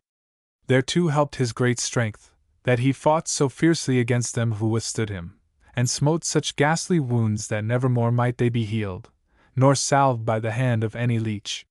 He clave many to the teeth, through helm and coif, so that they fell to the ground. And ever as he cast his eyes around and they lighted upon Sir Gawain, who was in such evil case, his courage waxed so great that were the devil himself against him he had slain him even as a man. Might he die, he had there lost his life. Sir Gawain sat by the wayside in sorry plight, with his hands bound, but the good knight Morien so drave aback the folk who had brought him thither that they had little thought for him. He defended him so well with his mighty blows that none might come at him to harm him. He felled them by 2s and by 3s, some under their horses, some beside them.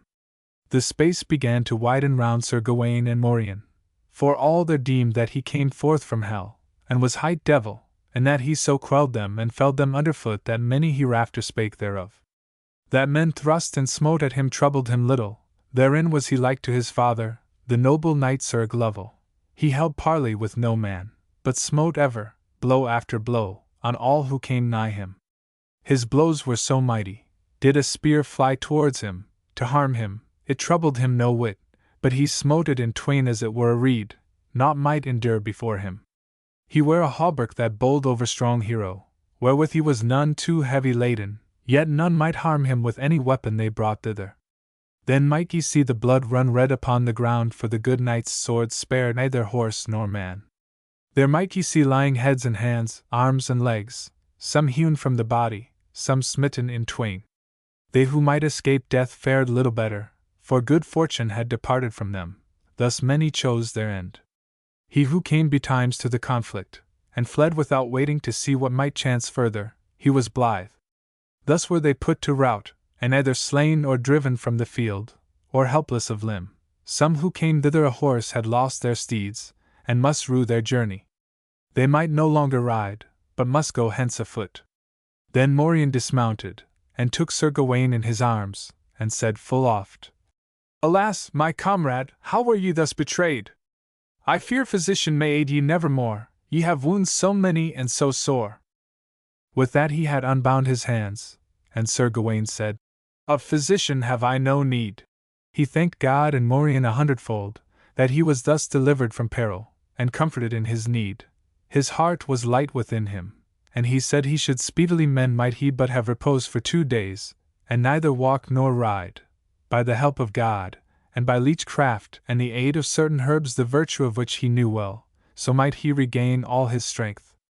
Now had they left upon the field Gringolet and certain other steeds, the masters whereof were slain or had fled afar. Gringolet was bare of harness, he had lost his saddle as ye heard afore, and therefore no man had mounted him. He who had brought him thither had forgat him upon that field, his journey had been dearly bought, and he lay there dead in the green grass. And Sir Gawain, when he was ware of that, was fain to forget all his pain. He arose from where he sat, and went towards his steed, and as he looked upon him his heart rose high within him, and he deemed that he was well nigh healed. And even as he came Gringolet knew his lord, nor would flee from him, but came towards him, and for very friendship seized him with his teeth. Then did they abide no longer, but betook them to the hermit, who had been sore afeard for all that he heard and saw through the window of his cell. He knew the 2 knights well, when he heard their tale, and how that they were even the same who had but lately passed his way, and he spake to the father of adventure. "Even so did I foretell ye when ye would ride toward that land, and I prayed ye to refrain. But that would ye not do, and so have ye come to harm therein. They who are fain to despise counsel ofttimes do so to their own mischief.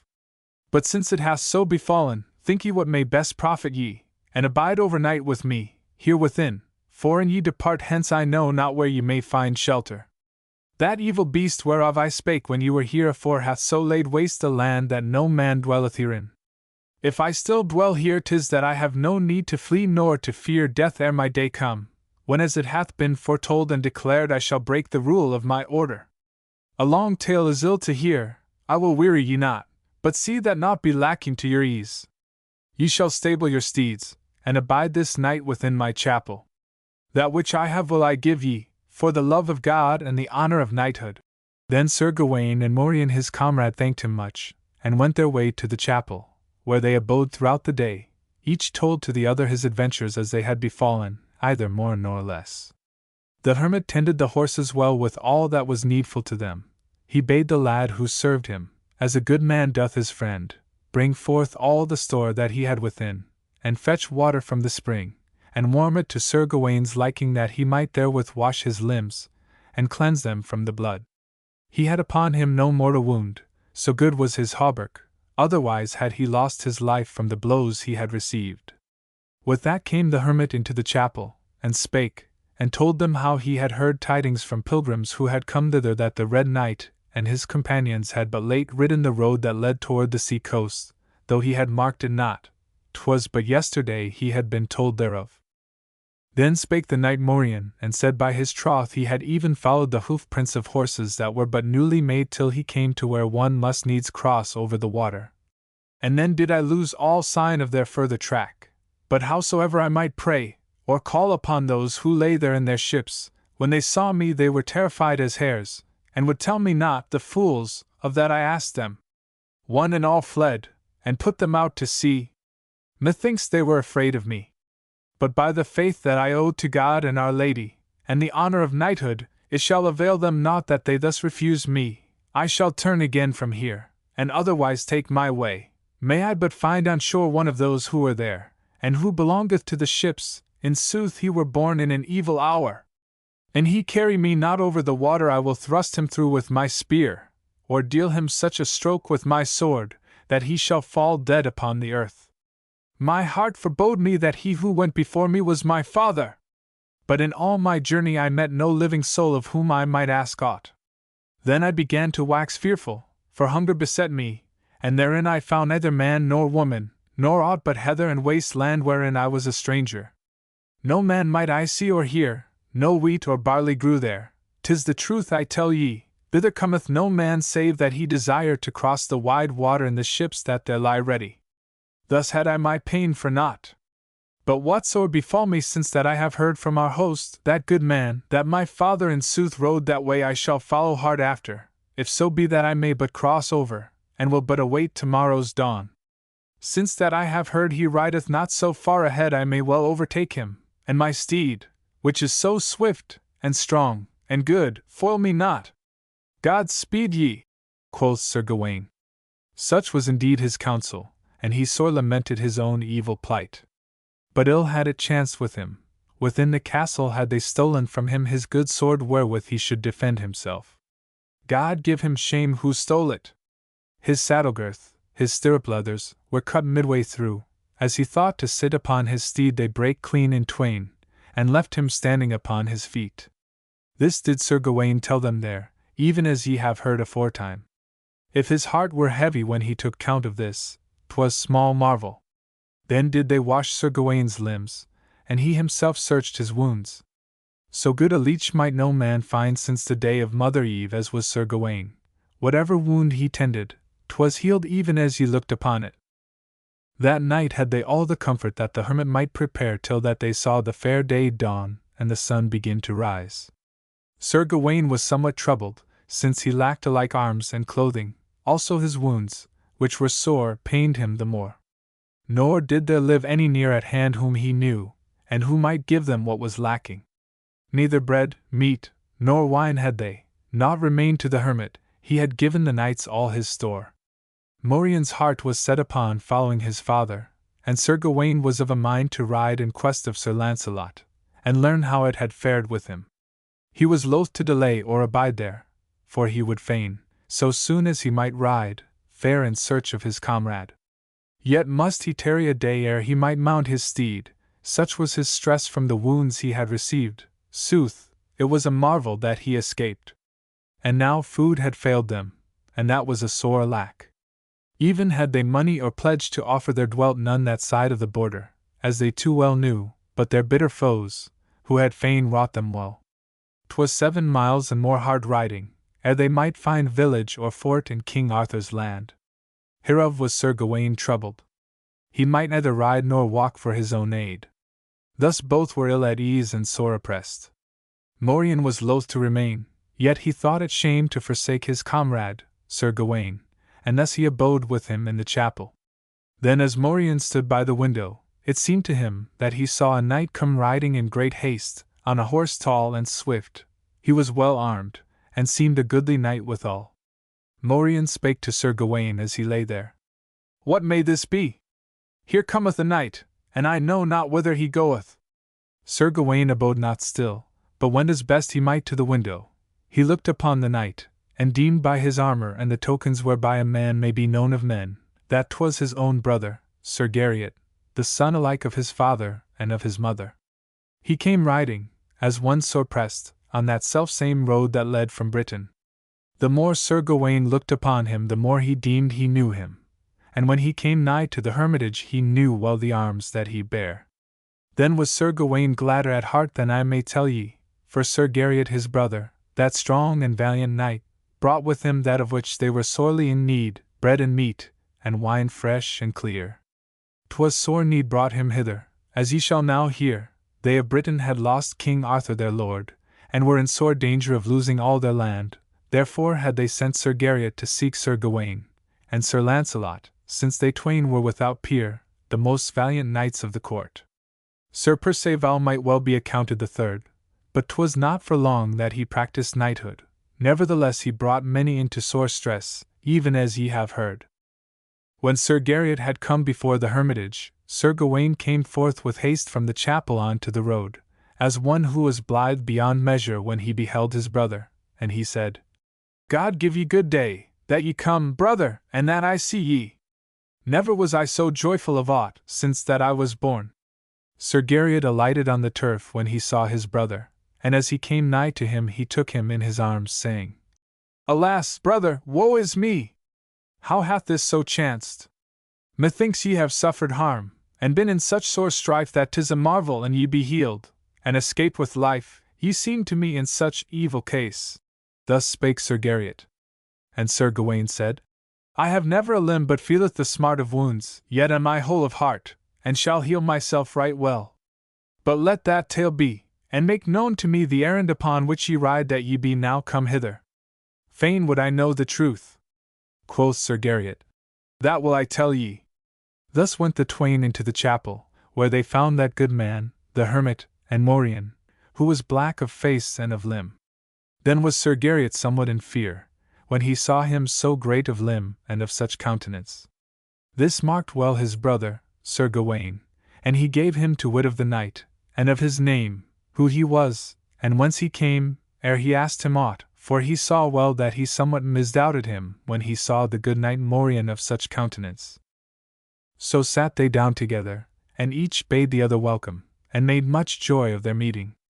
But Sir Gawain was more desirous than I may tell ye of knowing wherefore Sir Garriot, his brother, came thither, till he brought him to that point that he spake the truth concerning what had chanced to King Arthur, and told how the worst had befallen him.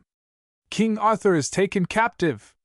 As he fared on a day to hunt in a great forest, as he was wont to do, there came upon him the greatest company of armed men that I may tell ye of, in these few words, who were all the king of the Saxons' men.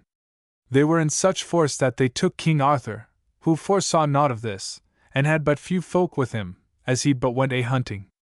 Thereof are his people sore troubled, and the queen above all, she is well nigh distraught in that the king is captive.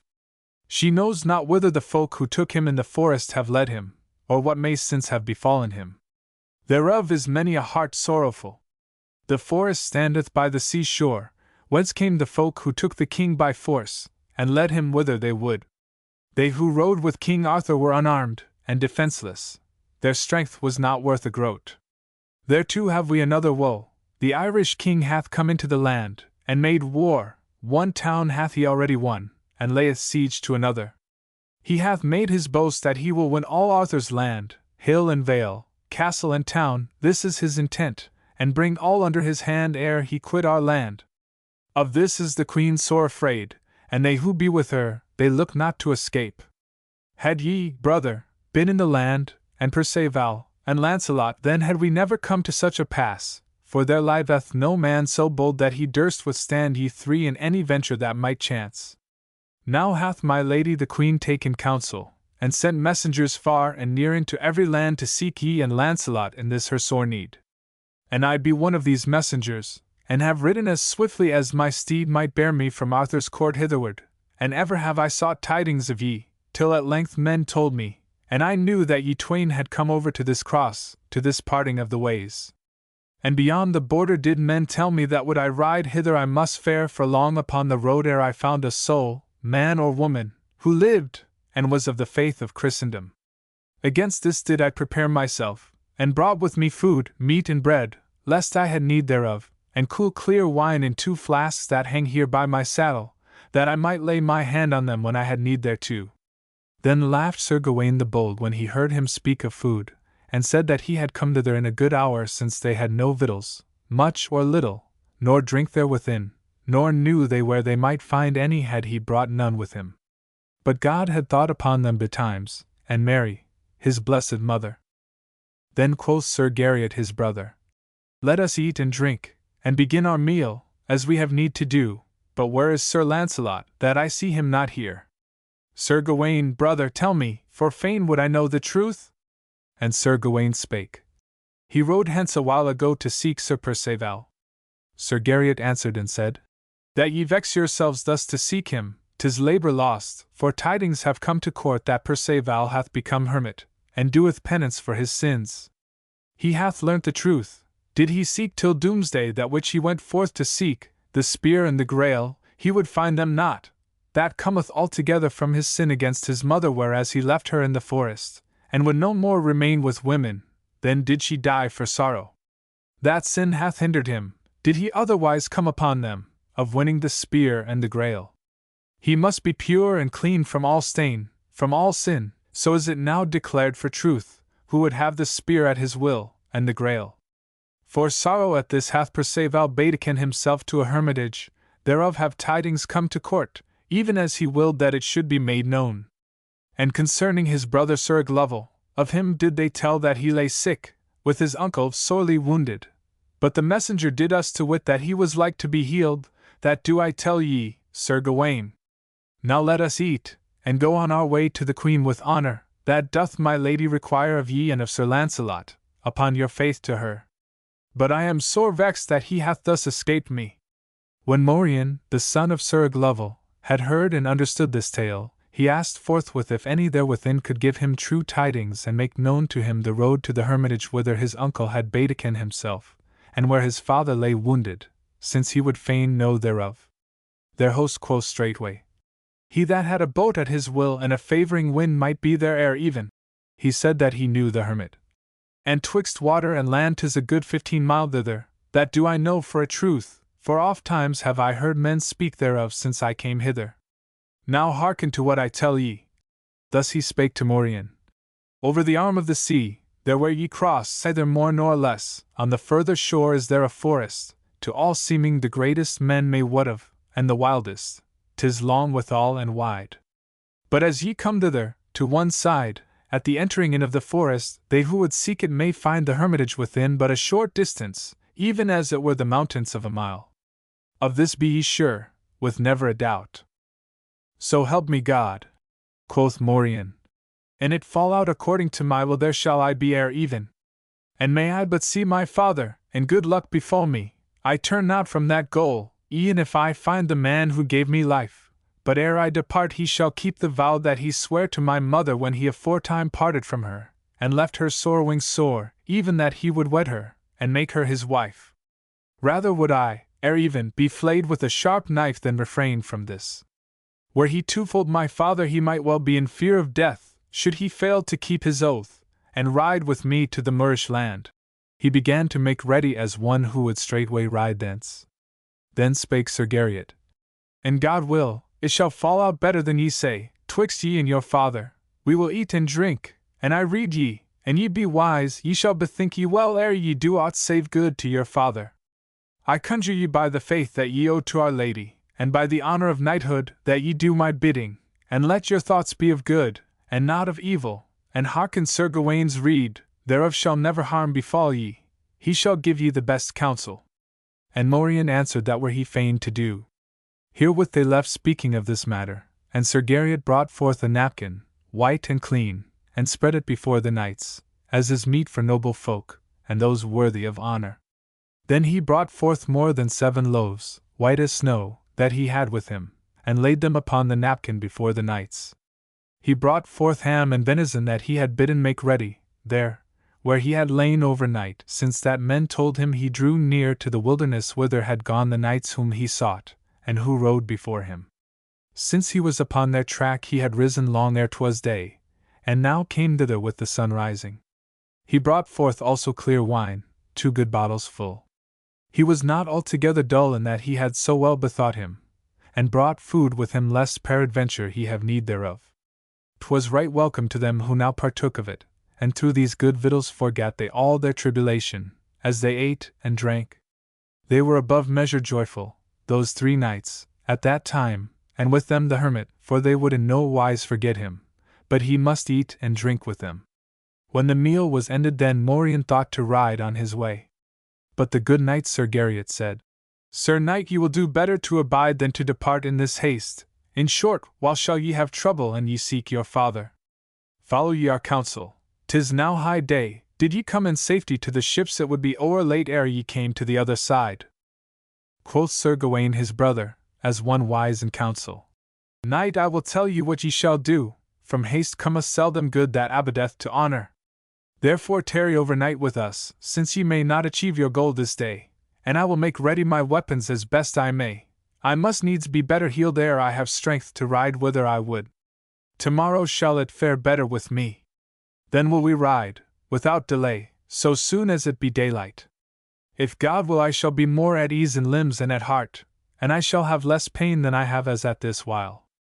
I have no mind to abide here behind ye, nor to hinder ye and cause ye to delay when ye would fain ride hence, as I know right well. Here have I foes nigh at hand, who have wrought me harm, and were ready to do yet more did they know me to be here, in this place. Then did Morien after his counsel, and abode there throughout the night, and told all the adventures that had befallen him. And Sir Gawain made ready his harness and his weapons, and scoured and polished them, and tested them where they were mishandled. But that which grieved him the most was his sorrow for his good sword which he had thus lost, for it was a sword of choice. What boots it to make long my tale? The morrow as the day dawned, and shed beauty over hill and vale, they rode forth together, and Sir Gawain the father of adventure with them. They would not spare themselves. Then said Sir Gawain he would fare in quest of Sir Launcelot who departed with him from court when he left King Arthur, since he might not well, for his honour, return without him. He wist not how it had gone with him, and would fain learn how his venture had fallen out and return in short space, would God prosper him, and bring Sir Launcelot with him to the aid of the Queen. On this was his mind set, nor would he do otherwise for any man's prayer. With this was Sir Gareth but ill pleased. He said Sir Gawain would do better to return, and take the place of his uncle, and care for the land and comfort the folk. But this he would not do, howsoever he prayed him, but said he must first seek Sir Launcelot, and learn if harm had befallen him. Sir Gareth gave him his sword, which was good and bright. Then took they leave, each of the other, for Sir Gawain would not return ere he had spoken with Sir Launcelot, saying that the good fellowship betwixt them twain should not be broken by his default, but that he would bring him again to the court of King Arthur, and keep his covenant. When they were thus made ready, armed and fittingly clad, they mounted their steeds as they who would ride on their way. They took leave of the good man, their host, and departed thence. Sir Gawain had chosen his road, and Sir Gareth and Sir Morien bare him company for a space, as it were the mountains of a mile. Each spake his mind to the other. Sir Gawain said he would return with Sir Launcelot as swiftly as he might, and put to shame the folk who had led his uncle captive, and he quoth, Brother, tell this to my lady the Queen, and bear her greeting in all good faith and loyalty. 'Tis not my will that ye ride further, nor tarry longer with me, since 'twill profit ye naught. Then Sir Gareth and Sir Morien turned their bridle. They commended Sir Gawain to the care of God and all his saints, and so did he them. Each saw the other's tears spring from their eyes and run down even to their beards when they parted asunder. I may not tell ye how oft, and how warmly Sir Gawain thanked Morien, that he had saved his life that day on the field, where he had of a surety been slain had not God and that good knight come to his aid. Now will I here cease speaking of Sir Gawain and tell of Sir Morien. The adventure doeth us to wit that when Sir Morien and Sir Gareth had parted from Sir Gawain, they rode once more to the crossways, for they had made a compact that they should not part before that they had found his father, Sir Aglovale. Thus they rode both together, for Morien sware an oath that, would Sir Gareth ride with him, he would e'en pray his uncle and his father to come to the aid of the Queen, King Arthur's wife, and help her to win back her land. On this covenant, and on this behest would Sir Gareth ride with him and bear Morien company. As they came to the ships, Morien told him how it had fared with him before when he thought to make the crossing, and he said that he found no living soul among all that he saw there who would let him into his ship, since he seemed to them so huge, and black withal. They counted themselves for lost, deeming that I were the devil, and were sore afeard, and put out to sea. Now see, Sir Gareth, what counsel ye may find, and how we may so contrive that we cross the water. Doubt ye not that an they once behold me and know me they will straightway set sail again and put to sea. I fear me we may not cross over, quoth Sir Gareth. By what ye tell me, methinks 'twere better that I ride on ahead, and hire me a ship. Ye shall follow on softly, and let me once come therein, and have my steed aboard and the boatman in my power. He shall not depart hence ere that ye be come thither. May my soul be lost if he do. Further spake the knight Sir Gareth. Even should he be beside himself when he first see ye, I shall not let him free ere he have taken us to the further shore, or I shall have from him such forfeit 'twere better for him to be sunken and drowned in the depths of the sea.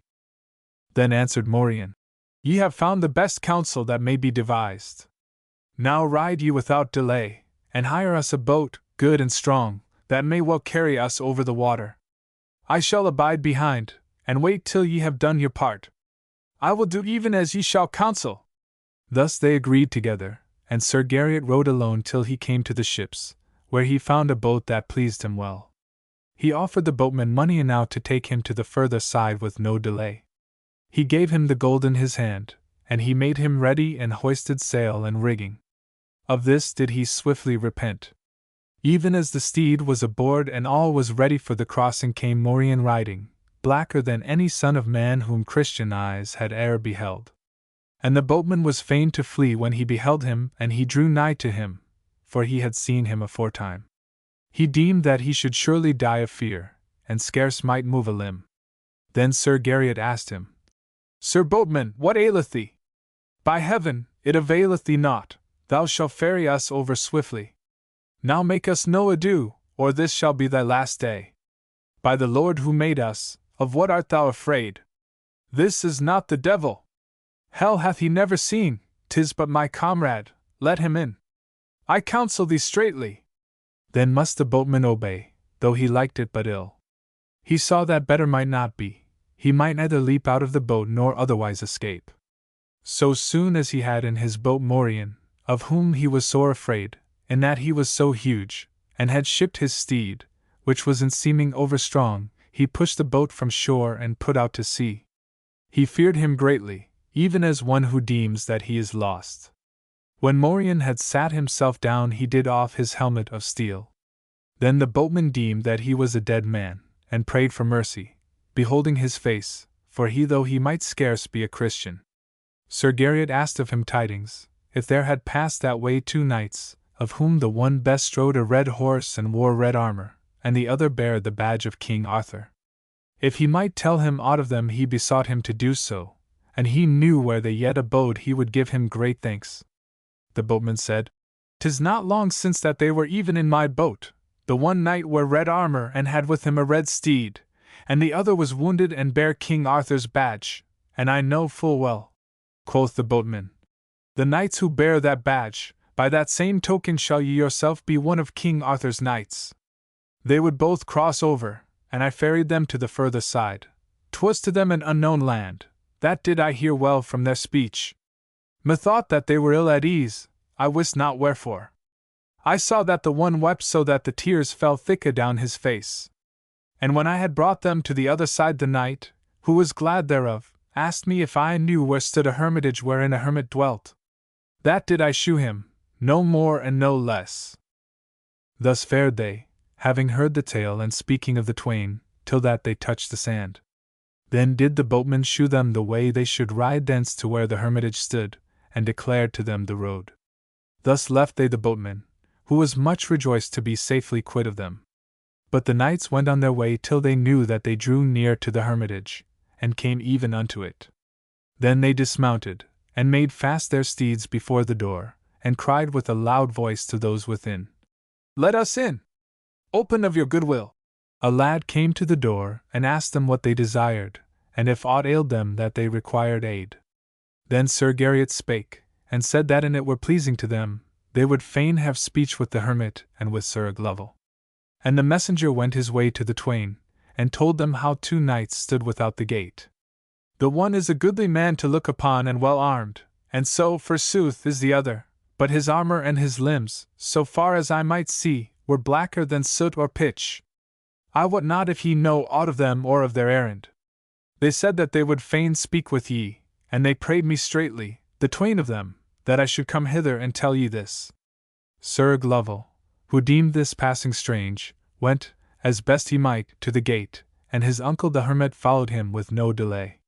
Sir Aglovale looked through the wicket, and was ware of Sir Garriot, Sir Gawaine's brother, and bethought him how that he belonged to King Arthur's court and was worthy of great honour, for though he were not so well known throughout the land as was his brother Sir Gawaine, yet was he a strong knight and bold, and a doer of valiant deeds. When they beheld each other they gave fair and courteous greeting, the one to the other, and Sir Garriot spake. May he who can do all things shew favour and honour to ye, Sir Knight, and to all who be with ye there within. Sir Aglovale looked upon Morien, and marked right well the fashion of him, and marvelled within himself what manner of knight he might well be who bare such guise. And Morien stood before him and asked him if he yet remembered how, seeking for Sir Launcelot, he came into the land of the Moors, and how he there loved a maiden, and plighted to her his troth, and how she granted to him her favours ere he departed from her upon his quest. He asked him if he yet thought thereupon, how, when he departed from the land, he pledged his word to her that he would return, so soon as might be, to the country of the Moors, for her profit and for her honour? Did he yet think upon this? Sir Aglovale made answer, Sir Knight, I make no denial, yet have I but seldom been at rest. I rode in quest of Sir Launcelot a while, and thereafter had I but little respite, since I brought my brother to court, where he was held in high honour, and so soon as he was made knight must I ride forth with him upon a journey which he would in no wise delay, for he was fain to avenge the harm done to our father many a year agone, that must ye understand. My brother knew well that our foes had taken to themselves the heritage that should have been ours, when they drave my father forth. This would he avenge, and spare not, and herein had we much strife ere we might regain it, but now have we done so much that we have won back our heritage and slain all those who had possessed themselves of our land. That so many years have fled since I sware to the maiden that I would return to her, that came of necessity. Now have I failed to keep mine oath, and needs must that I bethink me well, and seek counsel in the matter. I know not, and have no true tidings, whether that lady of whom ye speak be living or dead, naught do I know thereof. Quoth Morien, but I shall tell ye more thereof. She to whom ye gave your troth yet liveth and is my mother, and ye, Sir Knight, are my father. If ye will come with me, at her prayer and mine, then will ye do well and courteously. Ye begot me upon her who should be your wife, had ye kept your oath. Now bethink ye well, and say if ye will come or no. When ye parted from my mother she bare me though she knew it not. Thus, Sir Knight, did the matter fall out. Sir Aglovale made answer, By heaven, Sir Knight, I believe ye, every whit. That which the lady claimeth from me, in that I have thus betrayed her and forsworn mine oath, that will I make good, by the help of God. I will yet win her grace. Come ye to me here within to mine uncle and my brother, they shall counsel us well when they hear our tale, so shall we be more at ease. With that he undid the wicket. 'Twould have done any heart good, who understood their speech, to see how Sir Aglovale and Morien embraced and kissed each other. Any heart would have been the gladder who had seen and heard their gestures and their words, and in what love and friendship they betook themselves within, where they were right well received. Sir Aglovale forthwith made known to his uncle and to Sir Perceval the true tale of his doings, and how that his son had come hither. When Sir Perceval heard this, never did knight receive so glad a welcome as that which he gave unto his nephew, so likewise did the hermit. 'Twas bliss and fair speech there betwixt those knights, and in their honour did they bring forth such food and drink as was there within, and did all they might for their comfort. That even was there naught but gladness. Each made great joy of the other, and erst as the knights were weary did they get them to sleep, as men are wont to do, till the day brake, and the sun shone forth. The knights lay longer abed than did the hermit, who had said and sung his orisons and his mass ere day had dawned, or that the knights had arisen and done on their garments. Then spake Morien to his father, even as ye shall hear, and said he would ride thence, and was fain to know, without contention, if he would come with him to his mother, and do that which he promised when he departed from her, for the sake of God and of his own honour, and for their profit. He told how they had been deprived of their rightful heritage which had fallen to his mother from her father. 'Twas altogether denied her by the law of the land, yet 'twas the shame rather than the loss that grieved her, in that men called her son fatherless, and she might bring no proof of her word, nor shew them to their face the man who had begotten me. Then said Sir Aglovale, his father, I will tell ye out and out how the thing stands with me, and tell ye all my counsel. Believe me well, I will not lie to ye in one word. And Morien hearkened and answered that he believed him fully. Thus they abode that day with the hermit, and were better served, in all that men might prepare for them, than I may well tell ye, And Morien prayed his father straitly that he would delay not, but would tell him what was in his thought and in his intent. Thus did he urge his father, till Sir Glovel told him all his mind. He said that he beheld a vision in a dream. It seemed to him that he rode throughout the day in a land where he saw naught but wilderness and wood, and trees many and fair. By whiles he rode through hail and snow, by whiles through noontide heat, so that he was sore vexed. Whiles he saw the sun shine bright, whiles it was as if the twilight fell. He saw all kinds of beasts run through the forest, and folk, young and old, go up and down the woods. All this did he see in his dream, but nowhere in all this land did he come to where he might find shelter. But as it drew towards evening, and the light failed, did he think to see a tower, so strongly builded that none by force might lightly win their way within. But no doorway might he see, only, as it were, another tower that stood there. Within this he beheld a stairway, that wound upward to a doorway at the end. The door seemed to him high as a church, and of wrought ironwork. Were a man sick he might well be healed by the light that streamed forth from within, for, as he saw and looked upon it, it seemed as it might well be heaven. And every step of the stairway was of good red gold. And he thought within himself that since those steps were so fair he might well set foot thereon, and tell the tale of them, how many they might be, that hereafter he might speak of the great marvel he had seen. But as he had counted 60, and would set foot upon the next, lo! He saw none of all those he had left below him, save that upon which he stood, and on which his foot was set, and above him he saw naught. And it seemed to him that the door was distant from the step as high as one might shoot with a bow. Thus might he go neither forward nor backward. Then he beheld, and on the ground beneath were serpents and wild bears, even as if they would tear him. They gnashed their teeth as if they would seize him, and gaped with their jaws as they would swallow him. It seemed to him as if they were even at his heels, and he saw the snakes and dragons all twist themselves upwards. And as I was thus fearful, the step brake beneath me, and I fell downwards. From his great discomfort, and his fear of the dragons, he awoke, and slept no more. The dream vexed him sorely whenever he thought thereon. He was angry and wroth, and wist not what the portent of the vision might be. But his heart forebode him that pain and mischief, and sore labor withal, drew nigh to him. Then it fell out that he met with a learned clerk, to whom he told the vision even as it had appeared to him, and when he had hearkened to his tale, and understood it well, he interpreted it in this wise. Concerning our lands, great and small, that we thereof should be in great stress and fear ere we might win to them again, for strong were the castles and mighty the armies. Therefore did the vision foretell ill to my brother and myself each and singly. And further he spake concerning my brother Perceval, and the spear, and the grail, for that golden stairway betokened the Holy Grail, and that Perceval should aid in the winning thereof, and in that service should he die. Thus did he foretell me. And the door that stood above and the stairway itself both alike betokened the heavenly kingdom, as might well be known by the light that shone within, and the steps that lay before it they betokened the days of Perceval's life. This I tell ye of a truth, each betokeneth a day, or a week, or it may be a month. But of this be ye sure, and doubt not, so long shall he live, and then shall he yield up his life. And that the steps brake beneath ye, 'twas for your sins, ye had well nigh climbed them had not sin laid hold on ye.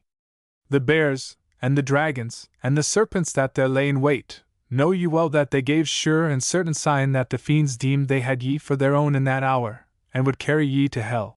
Thus did the wise master make known to him his dream, and bade him thereof take warning and order his ways with wisdom, and that speedily, and delay not, for here should he abide no long time, but drew nigh to his end. Dear son, quoth Sir Glovel, then did my brother cease his quest for the spear and the grail, and the adventure on which he was bound, and came hither as swiftly as he might to mine uncle the hermit, and clothed himself in this habit, through that which the clerk foretold me. Thus are we here together, and my brother would fain amend his life. Nor am I yet whole, for I was wounded well nigh to death, and bruised and mishandled, so that I had no power left, and am yet scarce healed. Thus would I abide here a while with my brother and mine uncle, that my wounds might be tended, and that with them I might save my soul. Now ye will that I journey with ye to your mother in the Moorish land, and I were fain to ride thither were I but healed. Yet is there another matter. I would gladly go with ye, that may ye know of a truth, for your honor, and to do away your shame, were it not that I thus brought about my death.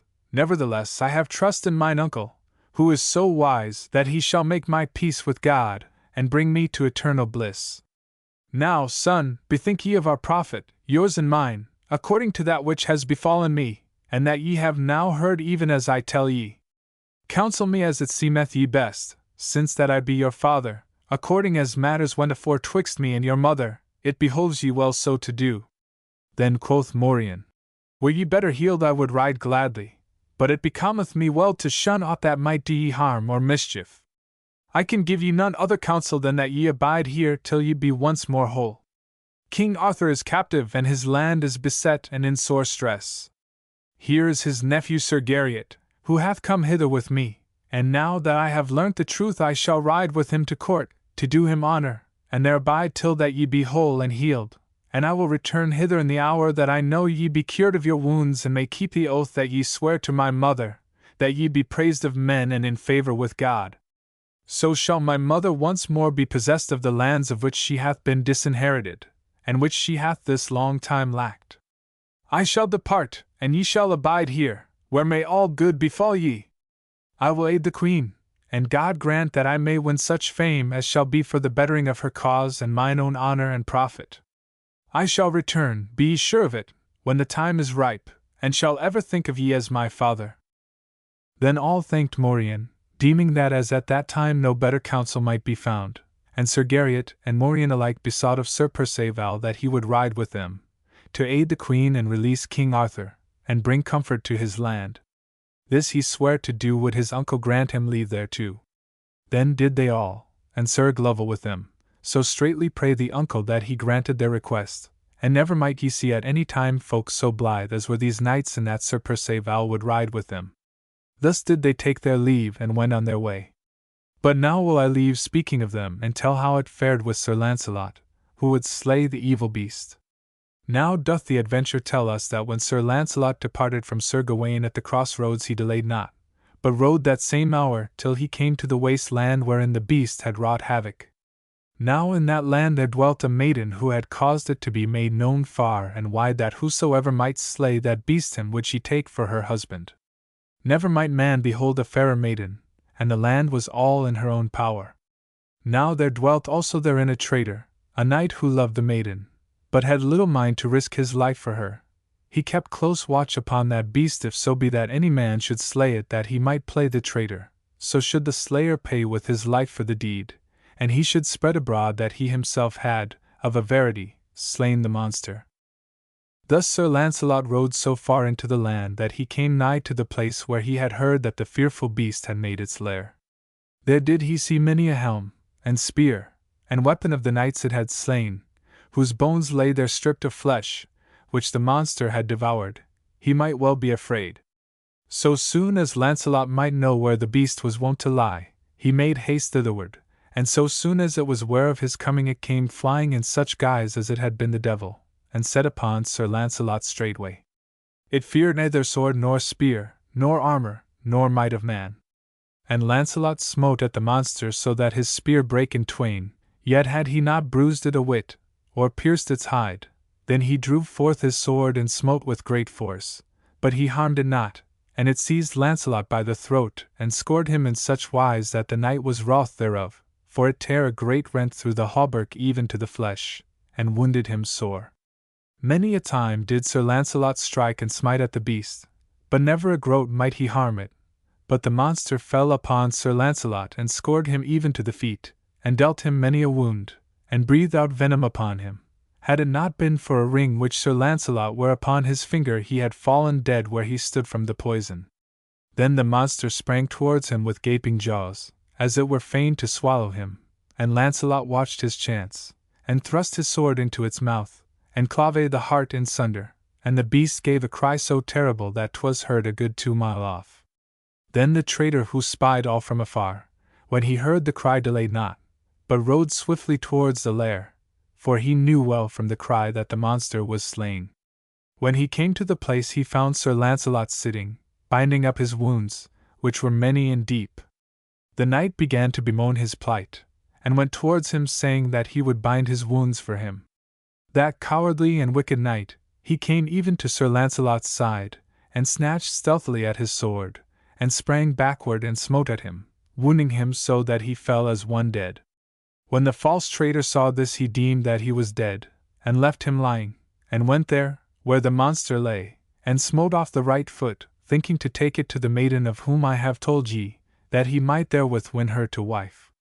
But in this while had Sir Gawain ridden so far that he had learned the truth how that Sir Lancelot had found the beast, and at this time he had followed upon his tracks and came unto the lair even as the traitor had wounded Sir Lancelot, and cut off the foot, and was mounted upon Sir Lancelot's steed, which that good knight, Sir Gawain, knew right well. So soon as he saw the stranger upon the steed, and Lancelot, who lay there wounded, he rode fast towards him, and drew out his good sword, and cried, "Abide ye still, Sir Murderer, for this beast have ye slain my comrade, that do I see right well." That false and cruel knight had fain ridden thence, but Sir Gawain was so nigh to him that he could not avoid, and smote at him so fiercely that he must needs abide, and draw bridle, and pray for mercy. Sir Gawain was of a mind to bring him to Sir Lancelot ere he made terms with him. Thus they came together, and Lancelot, who was now recovered from the swoon in which he had lain, and was ware of Sir Gawain, cried to him concerning the traitor who had smitten him all unarmed, "Dear comrade, slay him. I shall die the easier, knowing that he be already dead."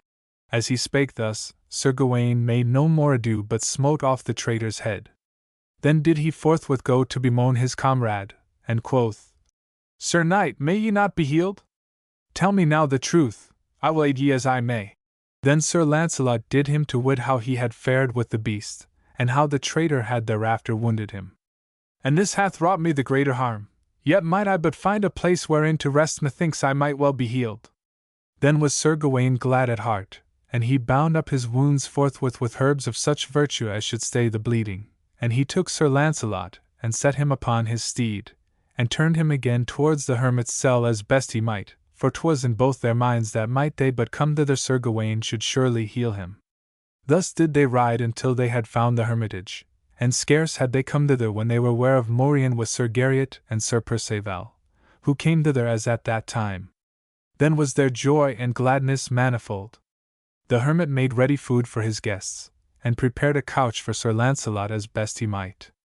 Each told the other how matters had fallen out with them, and Morien gave them to wit how it had fared with his father. That night were they well entreated by the hermit, but the morrow so soon as Sir Lancelot heard how it went with the queen, even should he gain the world thereby he had remained no longer, either for wounds nor for weariness, for, he said, he was surely healed, and was fain to be at strife.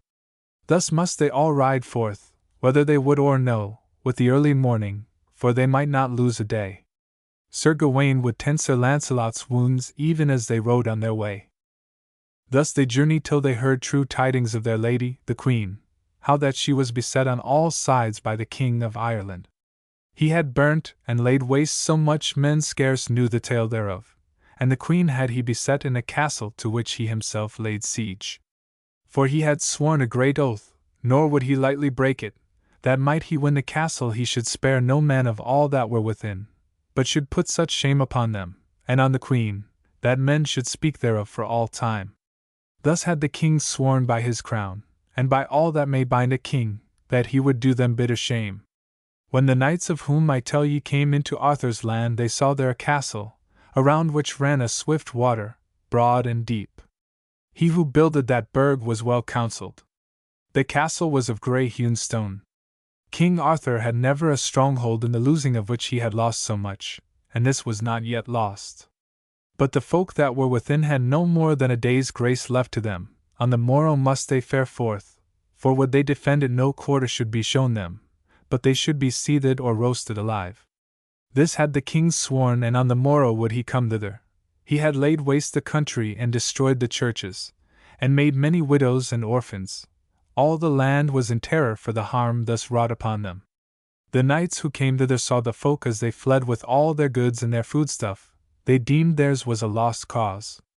They met many folk, men, women, and children who would flee the land, They drave their cattle before them and were laden with their goods. Some were horse, some afoot. 'Twas the best they might do to their thinking. Then Sir Garriot gave courteous greeting to one whom he met, and asked who were this folk, and wherefore they fled thus in haste? And the goodman answered straightway, They deem that all is lost.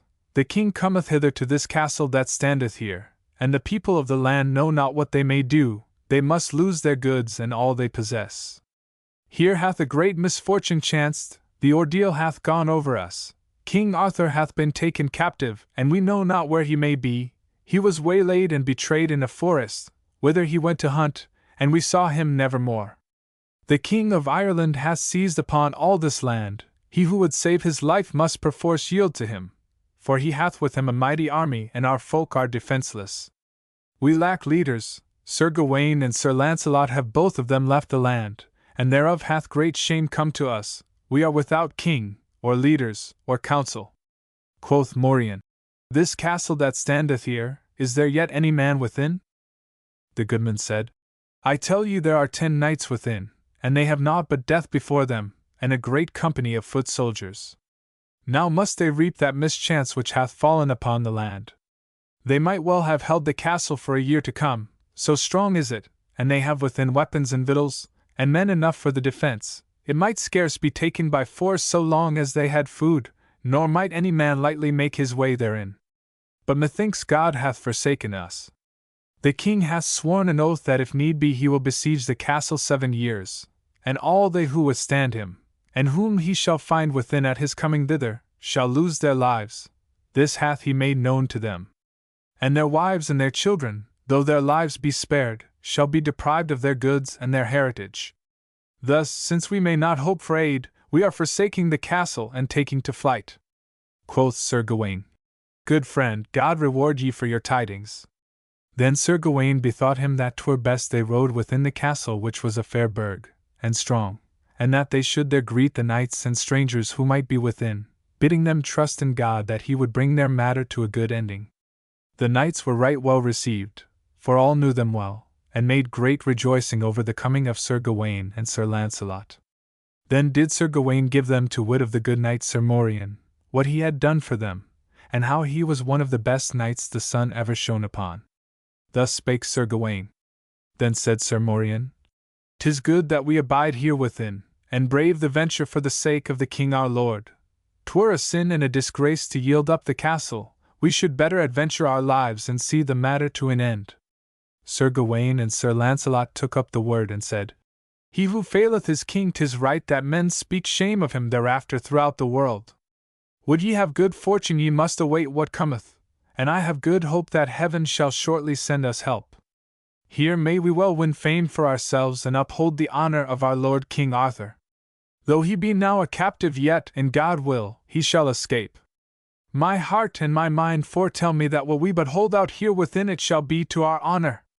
Thus did Sir Gawain and Sir Launcelot admonish them, even as I tell ye, and when they had hearkened to their words those who were within, and had thought to depart, when they knew what was the mind of those knights, sware that never a knight nor squire, nor man-at-arms would give himself up, or forsake that good castle.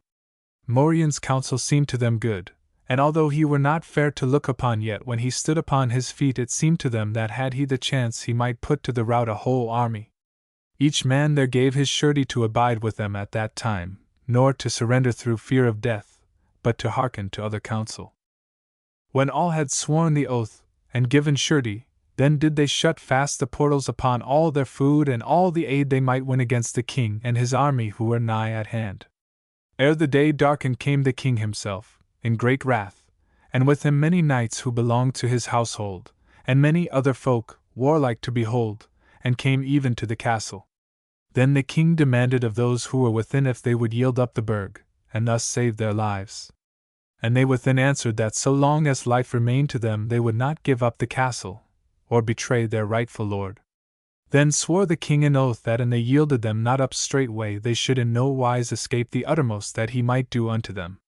But for that they cared little, and made them ready for the defense. They thought to remain upon the battlements, and throw from the castle stones so great and so heavy that the king should be driven from the walls out on to the open field where he had pitched his tents. With that had the night fallen, and they who had come into the land set up tents and pavilions, and would lodge in the greenwood.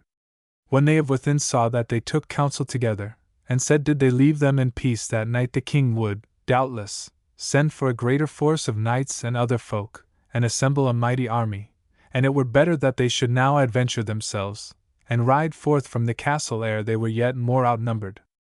Hereof had they bethought them ere yet they came to council.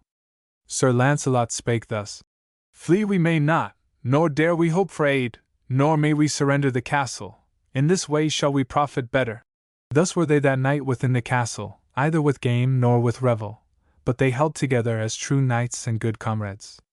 They ate and drank of such victuals as they had, and never a man of them wavered as it drew nigh to the dawning.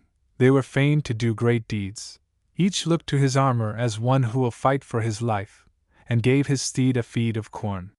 What boots it to make long my tale?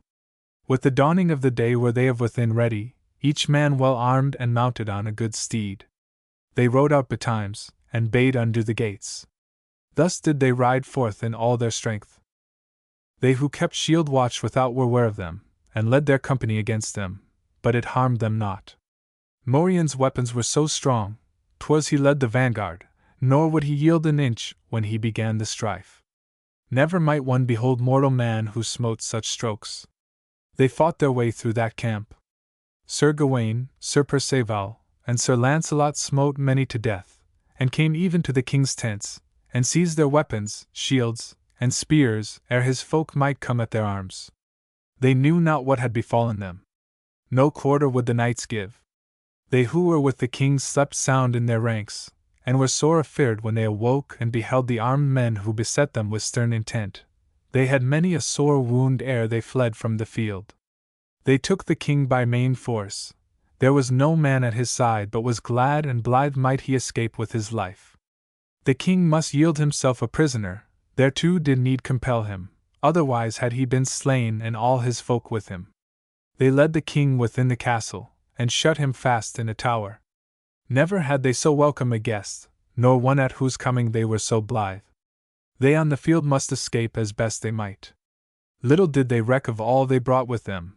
He might win it who had a mind thereto. When the fight was ended, King Arthur's men had taken captive much folk and the King of Ireland. Matters had gone well for them.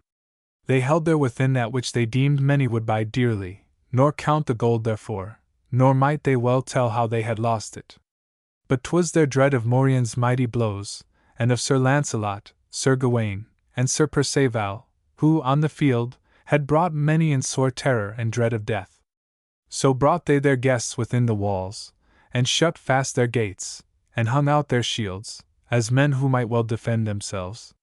Then when men beheld Sir Gawain's badge, and Sir Launcelot's pennon beside it, tidings of the combat ran far and wide through the land.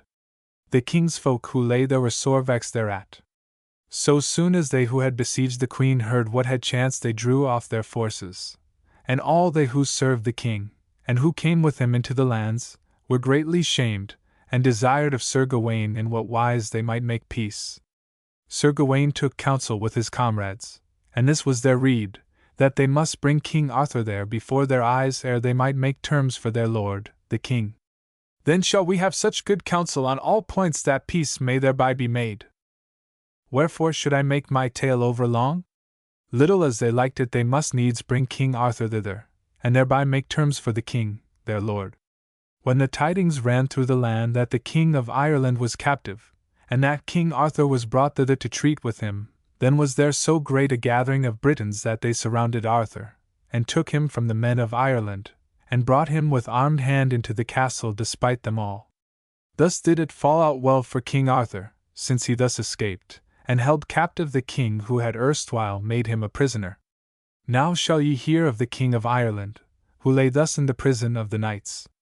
When he heard and beheld with his eyes that King Arthur was in very deed free, then did he betake himself to him straightway, and offered him goods and gold that he might be set at liberty, and he sware that he would be the king's man, and hold all his lands henceforward from him, and would depart from the kingdom with all his folk. Thus must the king, being captive, stand at King Arthur's pleasure to pay him such ransom as he might think good. Of him will I speak no more. Now was King Arthur so blithe thereof that he bid hold a great court, that he might give largesse to all who desired. Thither came many, but none were there of such renown, or who had wrought such valiant deeds, as Sir Perceval and Morien. The reward that Arthur gave them was exceeding great. Sir Gawain told the king all the matter of Morien and of his father, and the chance that had parted them. All this did he tell afore the folk, wherefore was Morien much gazed upon. Now will I leave this tale and tell ye how Morien rode again to his father, whom he had left sick with his uncle, as I gave ye to wit afore. The adventure maketh known that when the strife was ended, and Arthur's land once more at peace, Morien bethought him that he would make his father be wedded to the lady, his mother, and he prayed his uncle to journey with him if he would, and Sir Perceval was right willing thereto. Further, said Sir Gawain and Sir Launcelot, that they twain would ride with them for honour and for good fellowship. For this did Morien thank them much. Thus they departed and went their way towards the hermitage. They rode blithely in company, telling of many things that had chanced here and elsewhere, until they came to the seashore, where they took ship and crossed over, and when they had passed the water they came straightway to Perceval's uncle, who received them with right goodwill. By this was Sir Glovel, who had been wounded, and Morien asked him straightway if he were rightly healed, and would now keep the oath which he had aforetimes sworn unto his mother. Sir Glovel answered that he was whole and sound, and ready thereto. The troth that I swear to your mother will I keep what time as it shall please ye. As God is my witness, I be altogether ready to do this. Quoth Sir Perceval.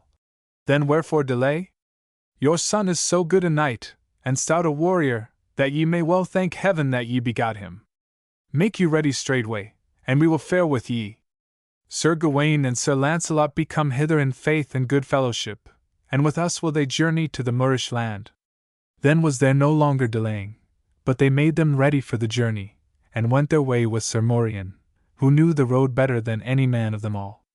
They rode so long that they came thither, and when they of the land heard tell how that Morien had brought his father with him, they assembled themselves together, and some were for refusing them entry into the kingdom, since they would fain keep the heritage for themselves. But when Morien heard this he waxed so wrathful that he drew his sword and rode among them where there was the greatest press, and slew there 15 of the nobles who were fain to deny him his inheritance.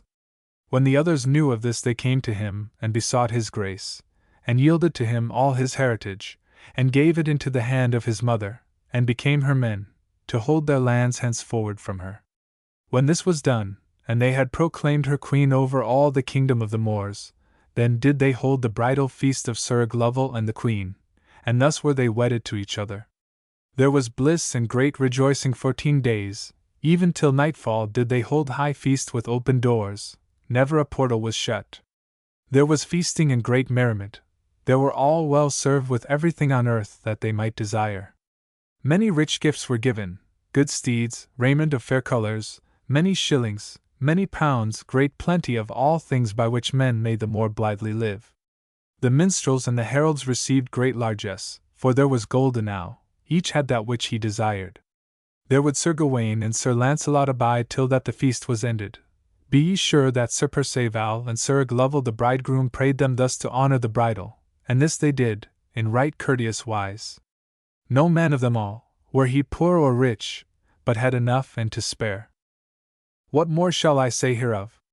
When the feast was ended, and all the nobles departed, and all had taken leave, then was it in the mind of Sir Gawain, Sir Launcelot, and Sir Perceval to betake them straightway to King Arthur's court, for 'twas nigh to Pentecost, and the king, thus do I read the tale, would hold high court, greater was never held, on behalf of Galahad, Sir Launcelot's son, for that this hero should then come to court, and receive the honour of knighthood. And thereof did the tale wax great, how that he should achieve the quest of the Grail, and all the adventures, small and great, which appertained to the Round Table, for 'twas said that he should sit in the perilous seat, wherein durst never man sit. To behold these marvels would many a man come to court, for the king had bidden all the great folk of the land thither, and many a knight of praise had obeyed his command. And for this cause would not Sir Launcelot and Sir Gawain and Sir Perceval remain afar, but took their leave of Sir Glovel and of Morien and of his mother, and rode on their way till they came to King Arthur at Camelot, where he abode, as it pleased him well to do when he would fain be at peace. And when the king heard of the coming of these 3 knights, then was he right joyful at that time, and when he learnt concerning Sir Glovel, how his wedding feast had been held, and of the valiant deeds that Morien had done in his own land, then were king and queen alike glad at heart. Here will I leave this tale and speak further concerning the Grail, and the winning thereof. That shall ye find set forth in the book that followeth hereafter. The other part, that which concerneth Lancelot, here cometh to an end. Now do I pray God and word straightly, that he have mercy upon me when my life shall come to an end, and bring my soul to his heavenly kingdom. May he grant this my prayer. Amen. Notes 1. Introduction. In the preface I have dwelt with some fullness on the interesting questions connected with these opening lines. Here it will be sufficient to point out that in the earlier versions of the Perceval story the hero is either the only, or the sole surviving, son of his parents. The introduction of a brother, as a definite character, belongs to the later stages of Arthurian tradition.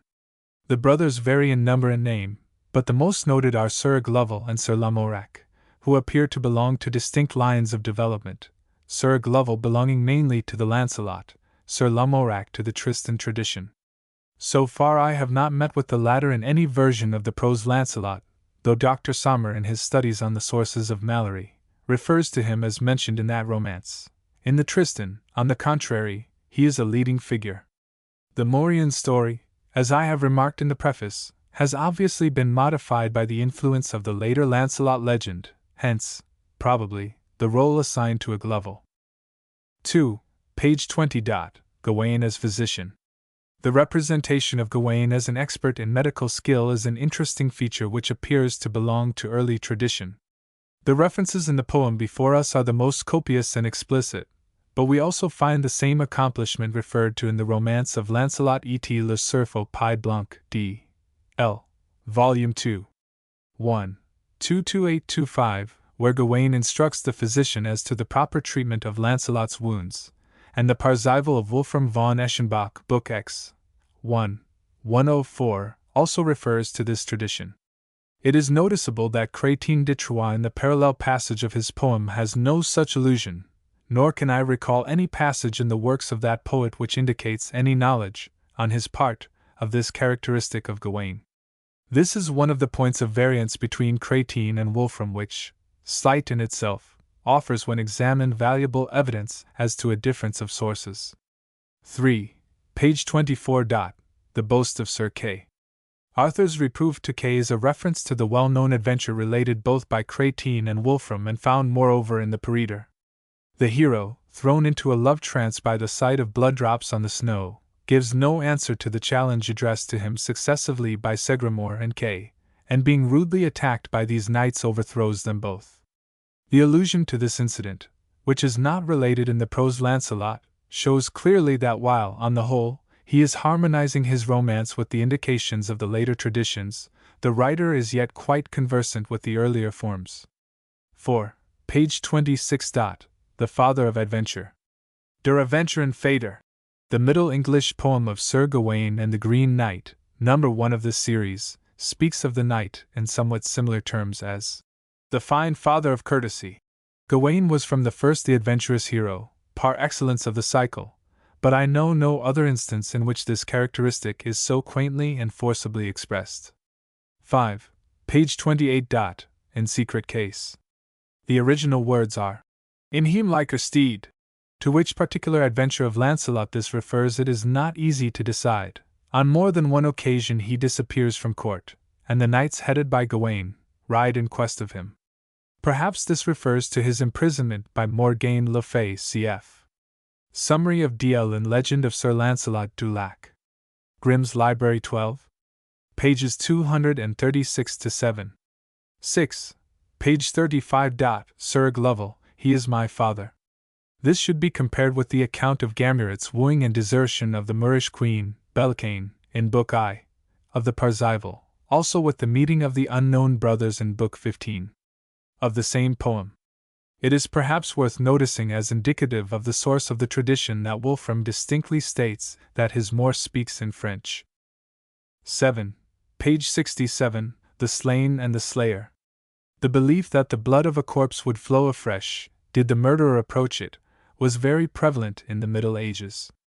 In Chrétien de Trois Chevaliers au Lion, LL 1177 etc., we find a similar situation, complicated by the fact that Yvain, the slayer, protected by a magic ring, is invisible to the bystanders.